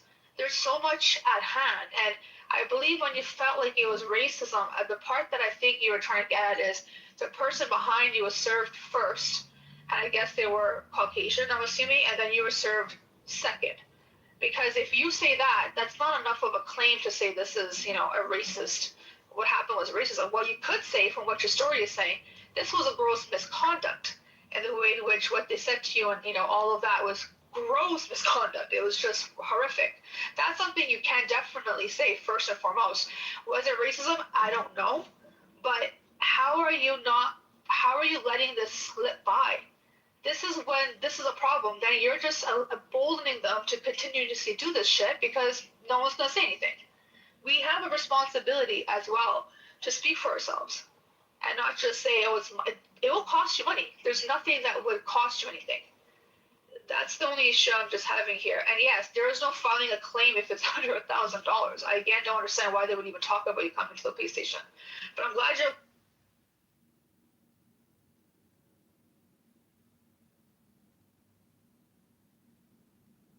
Ran through all of those things when he was talking to me. When those two white police officers were talking to me after they got the story from the rich white guy behind me, because the car behind me was a very expensive car. And they said to me, you're not going to capitalize on that expensive car, is what they said to me. And they said they're not going to take a report from me here. You got to go down to the police station. We have to arrest you to get a report. I don't know. I'm not in the position in that moment to be like, if I did speak up for myself, I'd probably be shot and killed. And then after I'm shot and killed, you will come off mic and say, well, she should just did whatever they said. Saying at the police station. And that's not realistic because that's a contradiction. Because you talk big and bad when no bloodshed has been found and I have rights. But once I'm good and dead for standing up for my rights, all of a sudden I need to comply. I'm talking about after the fact at the police station. Filing a complaint on this misconduct. And so you got the police station who's never. And so what you're suggesting, Ace, is that every police officer has a dash cam on them, and they don't. They do not. And on top of that, dash cams have been hidden from the public, have been altered. The blue suit, the blue pledge, whatever you call that, the blue pledge is a real thing. They cover each other's fucking asses, and you know that. You know that. So my decision, my choice is go from where they come from, which is the police station around the corner from where the incident happened, from where they come from, where they're born, where they're raised, where they're trained. Go to that police station and then file a complaint against them and then expect something to come out in my favor. That's not a I understand what reality you're saying. in Local representatives, right? So you could, whether city, state, or A's, I can go a mile away from the police station and cut the cake with my grandchildren. Cut the cake. Enjoy the day. Enjoy the rest of my day. Enjoy the rest of my fucking life. As opposed to being entangled in this, the blue flag against my black ass. So, were you rude to the officers when they first got on the scene? You weigh the pros and question. cons. You Well, weigh it's the probably pros and true. cons. You weigh the pros and cons, and you Have weigh you the listened to this lady? whether or not you're in a racist scenario or just an unfair scenario. You weigh the pros and cons. Is it worth it? Is it worth the fight? Oftentimes, when you meet an unjust system, you don't have the money because you need a retainer for lawyers. Like that's $5,000. And not many people have the money to put up for a lawyer to fight for their rights. So they decide the pros and cons. Which is better or worse? Can I just ignore the situation, or can I fight it? If you got money, you can fight it. If you ain't got money, you're just like, oh, is this worth it? Is it worth the time? You have to ask yourself that question. And oftentimes, we dismiss it, and our rights are ignored because we don't have the time or the money or the resources to fight for our rights. That's a bigger problem than just racism. Okay. I don't know. I just think if racism is still as bad as all that, and we spent, I did the calculations, we spent $11 trillion. That's just one portion of the war on poverty, the war on, all of these social programs that were spent. If it's still not solved, why do we keep spending money? I mean, when I entered the room, we were talking about politics and political and policies that the parties have and programs getting cut. If you're trying to fix a problem, if what you're doing isn't working and that particular thing costs money, you stop spending money on it. Now, conversely, if you argue, well, yes, we have solved racism, good, then we don't need to spend the money. I mean, there's other things we can spend money on, or we can stop spending the money considering we got a whole bunch of debt. I mean, all of these arguments come down to money. And right now we have a political party, namely the Democrats, who have promised various protected minority groups a hell of a lot of money. And it's very clear. Vote for us, you get money. These policies will stay in place. Don't vote for us. Vote for the other guys. You're going to lose your money. So you better vote for us. They're being bought off. That's all. And guess who's paying for it? Not the people who are getting the money. Everybody else. Alex, do you think How about we find a way so everybody's contributing and there's only a small portion of people who have to live off of social programs? Wouldn't that be better? Ideally? Seems to me. But I don't know. Do I have the solutions? No. I know it isn't what we've been doing. And that's precisely what's been going on the last 20 years. It's people arguing over the fact that, well, we want to keep spending the money, and the other party doesn't. Am I seeing things incorrectly? Argue the money part of it. Follow the dollars. Okay? Because I can be nice to you. I can say, oh, here, let me help you across the street. you're having trouble. You don't walk well. You don't want to do that, You're a Alan. good neighbor. The You moment don't want to follow the money. Yeah. You don't want to do. You Yeah, don't want to get sick. I do. Yeah. Well, I don't know why you say don't. I do. You don't. So how Why much money not? do we And spend on make the it military quick. industrial complex? How much do we spend on the military industrial complex and war? I don't care. The military keeps Exactly. us. You don't care. I don't care. The military keeps don't care. us. You just Yeah, made my point. because the military provides a service You're that we all disingenuous. understand. Yeah, you don't want to have a conversation. No, because the military, okay, we give the military money, they pay soldiers, they build bombs, they build aircraft, and those things blow shit up. It's a very simple equation. Now, if we see the military and They they're waste paying our money and it it's doesn't blow pocketed. shit up, It's not going to the people that invest the money. It's a grift. And you're just ignoring it. You're accepting it. yeah. All right. Well, maybe it is a grift, but that pointing to that other grift still doesn't. But Alex, hold on for a second. I need to talk about guys. Can I talk about the social welfare issue with the money? So you make it seem like these social welfare programs are made to only benefit, I guess, minority groups. That's not true at all.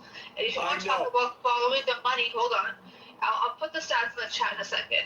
It's actually the blue states that pay the most amount of. Let me finish, please. It's the blue states that pay the most amount of federal taxes, and they pay for the red states social programs. And the red states, I know, but you made it seem like it's a minority thing.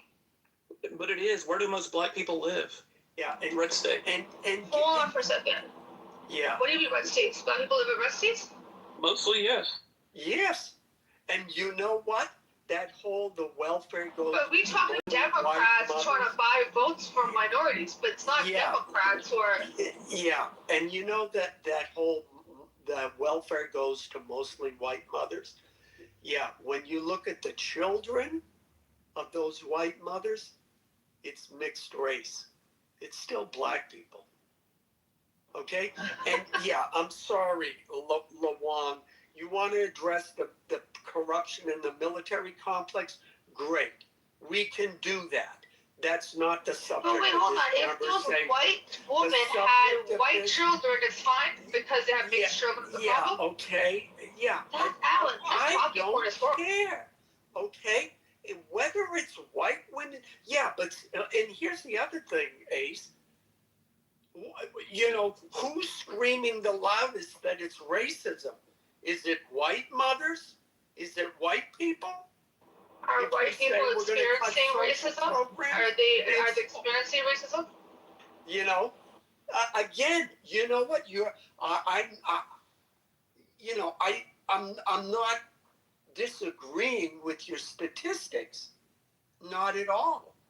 My $11 trillion quote there is based on the fact that a larger portion of that money since the 60s has gone to white people. I said, so the war on racism and the war and all of these programs to solve poverty. There's still poor people. They're still on welfare. One of the things I think it was Clinton who put the time limit on it. That was the end of the world. And oh my God, I can't have generational welfare. Look, the point is, okay, according to the left, things are worse than they were. And what's their solution? Throw more money at it. We need more money. The reason why it didn't work is because we didn't have enough money. I think we've given it enough money. Okay, and being in California, we can see the effect of throwing more money at things. $25 billion to solve homelessness, and it's gotten worse. From Gavin Newsom, who said a person who can't solve homeless, when he was running, he said, if we can't solve homelessness, that person doesn't deserve to be governor. Yeah. But Alan, I wanna push back on it. I'm from LA. I'm born and raised in LA, and I understand the homelessness problem. And if I was homeless, I'd be in LA too because of the weather. But we have to acknowledge that a lot of those homeless people, especially some of those who have mental health issues, have tried to go the right way and get help from the system that suggests that it offers help. And the way the system works is they want you to be homeless before they will even consider you to be eligible for help. And once you're homeless, you can't communicate with the system to continue to apply for help, and that puts those homeless people in a conundrum that we don't ever talk about. The system creates homelessness by denying or delaying benefits for people who are trying to do it the right way, to the point where they have no choice but to be on the streets. And you know what, Shia, We can't ignore that. What we're suggesting, though, is that homelessness is just because you failed at life or you're a drug addict, and oftentimes that's not true. It's the system that creates homelessness by delaying the process, so much so that you're not reachable to continue the delayed process to benefits. I get all of that. And you know what? That's just another reason. That's just another bullet point in my argument. There's supposed to be, this is Democrats saying we need money to solve this problem. They get the money. I mean, I forget how much in debt California is in. They get the money and the problem doesn't get solved.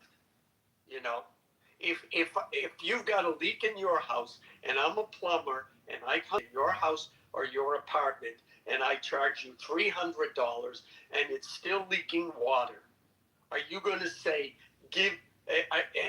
and the plumber, and you say, well, it's still leaking, and the plumber says, well, I need another $400 to fix it, and then you give him the $400 and it's still leaking? How long are you going to keep giving that plumber money before you say you're fired to that plumber? Because that's the situation we're in now. We keep giving money to politicians to fix social programs because the Democrats have a fundamental desire or belief that the government can fix social problems, and it can't. It hasn't. It's failed. It's done to the tune of whatever the $25 trillion, I think, is the amount we've spent on social programs. It's not fixed.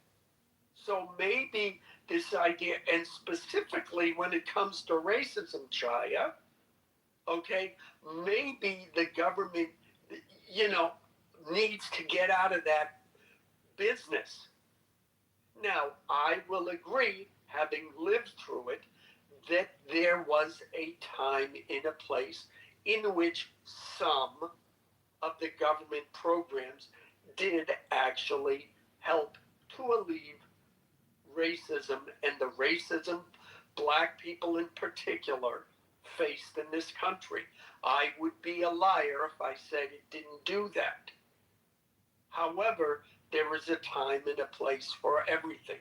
And I think when you get to the fact that when polled, people said in 2008, only 5% of the voting populace said that race was an issue in the election of Barack Obama.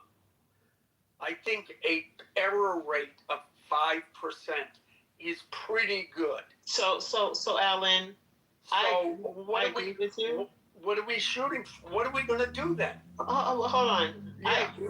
I agree with you with what you said, and what you guys are going to find odd about what I'm about to say is, I think we've gotten to a point. Trump has gotten to a point where we understand that the legacy of racism, the reason we keep dragging that shit along, has been the detriment of America, and we can't seem to get rid of it even though it's destroying us in the face of a different regime, a different ideology globally.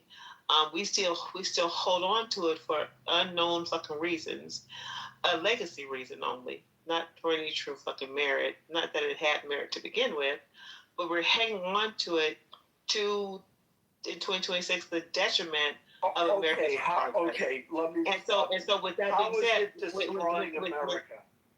With that How being is it? How is the legacy because of we're racism because we're fighting the economy? because we're fighting. No, because you're going to keep going. But you know, you have to define what you're saying. How is the legacy of racism destroying America? The only thing I see destroying America is the left rioting and interfering with the lawful actions of the government right now. And interfering, creating conditions where, like, you know, people riot and then businesses lose money and people lose confidence in a particular area. That's the only problem I see. Okay? The legacy racism is destroying America. That's a blanket statement. You just need to expand your horizon, man. Well, I mean, you can expand your horizon. So, you know, if a people divided could never, conquer or gain anything, and we are people divided, and we are people divided on race. If we were a united America, and we work together, we would be a unified force. We're not, because we're fighting amongst ourselves. We'd be a unified force against the current powers that are rising up in our global economy. Okay, Chai. And so let me I did not interrupt you, but you have, for the second time, have interrupted. Well, you actually my original point is being lost. But Alan, I respect your opinion enough to listen to it in totality. But you want to, and I had questions throughout your statement, but I allowed you to finish because I know that specific points were not your points, but you had overarching points that I was more interested in, but you won't even let me talk. So I'm not interested in fighting. I'm not interested in fighting you out. All right, it's 5 seconds, I promise. Black people are 13% of the population. You need to accommodate the majority. Period. You are 13%. You need to accommodate the rest of us. Until you realize that, there's going to be problems. Okay? Period. That's it. That's reality. I am less than 1% of the population. No, my racial and ethnic group is less than 1% of the population. Get accepted. Stop fighting it. Stop being dumb. Stop thinking that white people have to accommodate you. White people do not have. See, okay. You can go on. You can continue to be ignorant and not face reality. Men face reality. You're not a man. Sit down, be the little boy, be pampered, let the white Democrat be a good house servant, be a good house slave. Do what the Democrat tells you to do. Keep fighting. Thank you. When people are respectful and calm and polite. Yeah, I was being respectful. You didn't hear anything you said. Nothing you said got heard in this room. Yeah, well, not by you. You're 13%. No one heard anything you said. I was talking to you. Are you 13% of the population? No one heard you. Yes or no? No one's responding to you. No one's engaging with you. Well, you are. You are. Why? You know why? Yeah, you are. Because you have no values or integrity. Yeah. Clearly, I have enough value. You have to jump off your mic. You have no value. Are you 13? Black people 13% of the population? Yes or no? Yes or no? See, this is. Can you mute this dumbass? Can you move him? Got enough strength left in your body. Yeah, no, I got plenty of strength. Okay, there's gotta be one more. Unless you guys want to hear me argue. Cannot hear you. Okay. We cannot hear you. We don't hear you, Alan. Yeah, you hear me good. We don't hear you. No, we don't. I don't hear you. You are I hear dumb. mumbling. I hear mail. No, you're I dumb. hear old school boomer Guys. mail bottle. Guys? On auto repeat. Yeah, you don't want to hear it. You're a baby. I deal with men. I'll let you repeat it. Go ahead. We didn't hear anything you said. Go ahead and repeat it. I'll listen. Yeah, you're going to keep over talking me like the two dumb black women. You did to me. Yeah, now, are you 13% of the population? I'm less than 1% of the population. Okay? I don't have a choice. I understand that there's a majority that rules this country. You're a loser. What am I losing? Loser. You have the victim. I'm the 1%. Oh my God. Yeah, how have I lost? You're always crying and complaining. What am I complaining about? Social services geared towards racism. I'm not complaining. Yeah, you're whining. The left, it's because the left destroyed America. Yeah. I'm not going to let black people speak.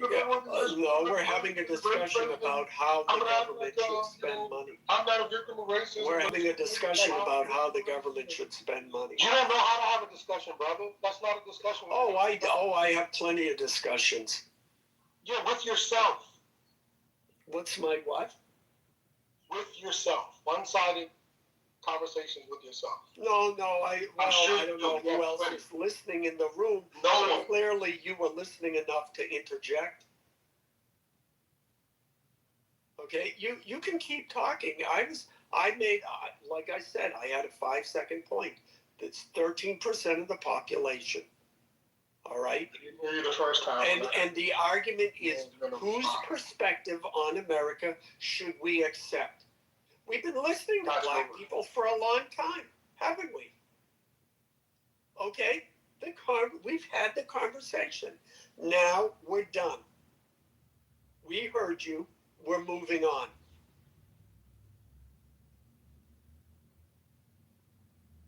Oh, did he leave?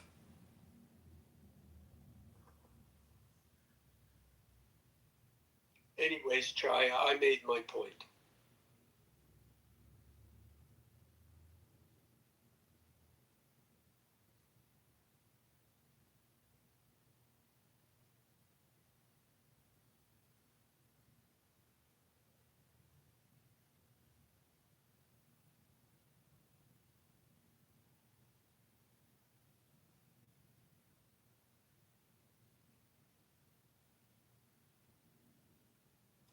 Maybe someone else can explain what the legacy of racism is destroying this country, what exactly that means.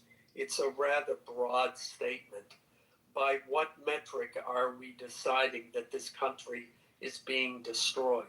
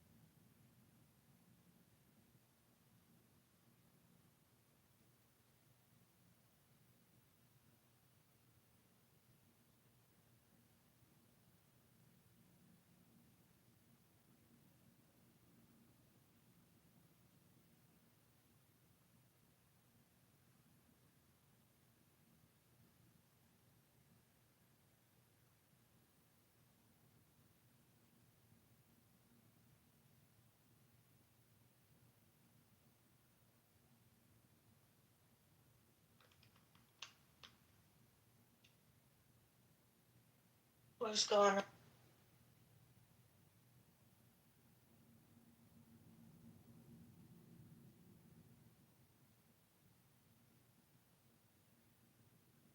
All of these people are sleeping.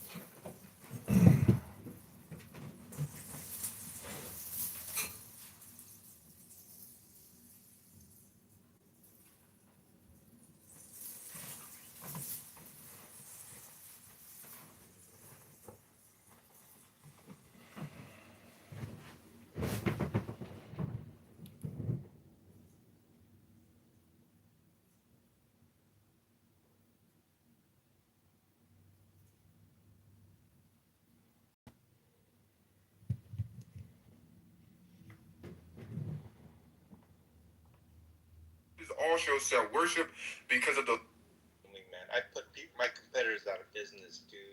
I put them in banker. I'm serious. I go into a neighborhood, I have two competitors. We understand. And before you know it, they unfortunately have to sell their home. They have 2 kids and all this stuff, but business is business. Sell their kids. Yeah, we know how you are, but I'm not trying to it's just business. right. But if she were to try to bully you to put you out of business, it's just, I mean, maybe we don't have to tell you to make sure you don't let your guard down is all. Oh, I don't worry about that. I got on my. Well, people worry about you. center of In fact, that last ministry I was at, I just wanted to say one more thing before you closed in prayer, and you sent me down just in case, which was probably wise because I still got it out. The thing I said, and I don't know if it came through, was I worry about you. Ooh. That was all it was. Well, I'll tell you what, JJ. It is the case that I appreciate your concern for me. However, right, these anxieties and troubles and trials and tribulations and all of these things I've learned recently. This is recent. I'm 57 years old, JJ. I recently learned just to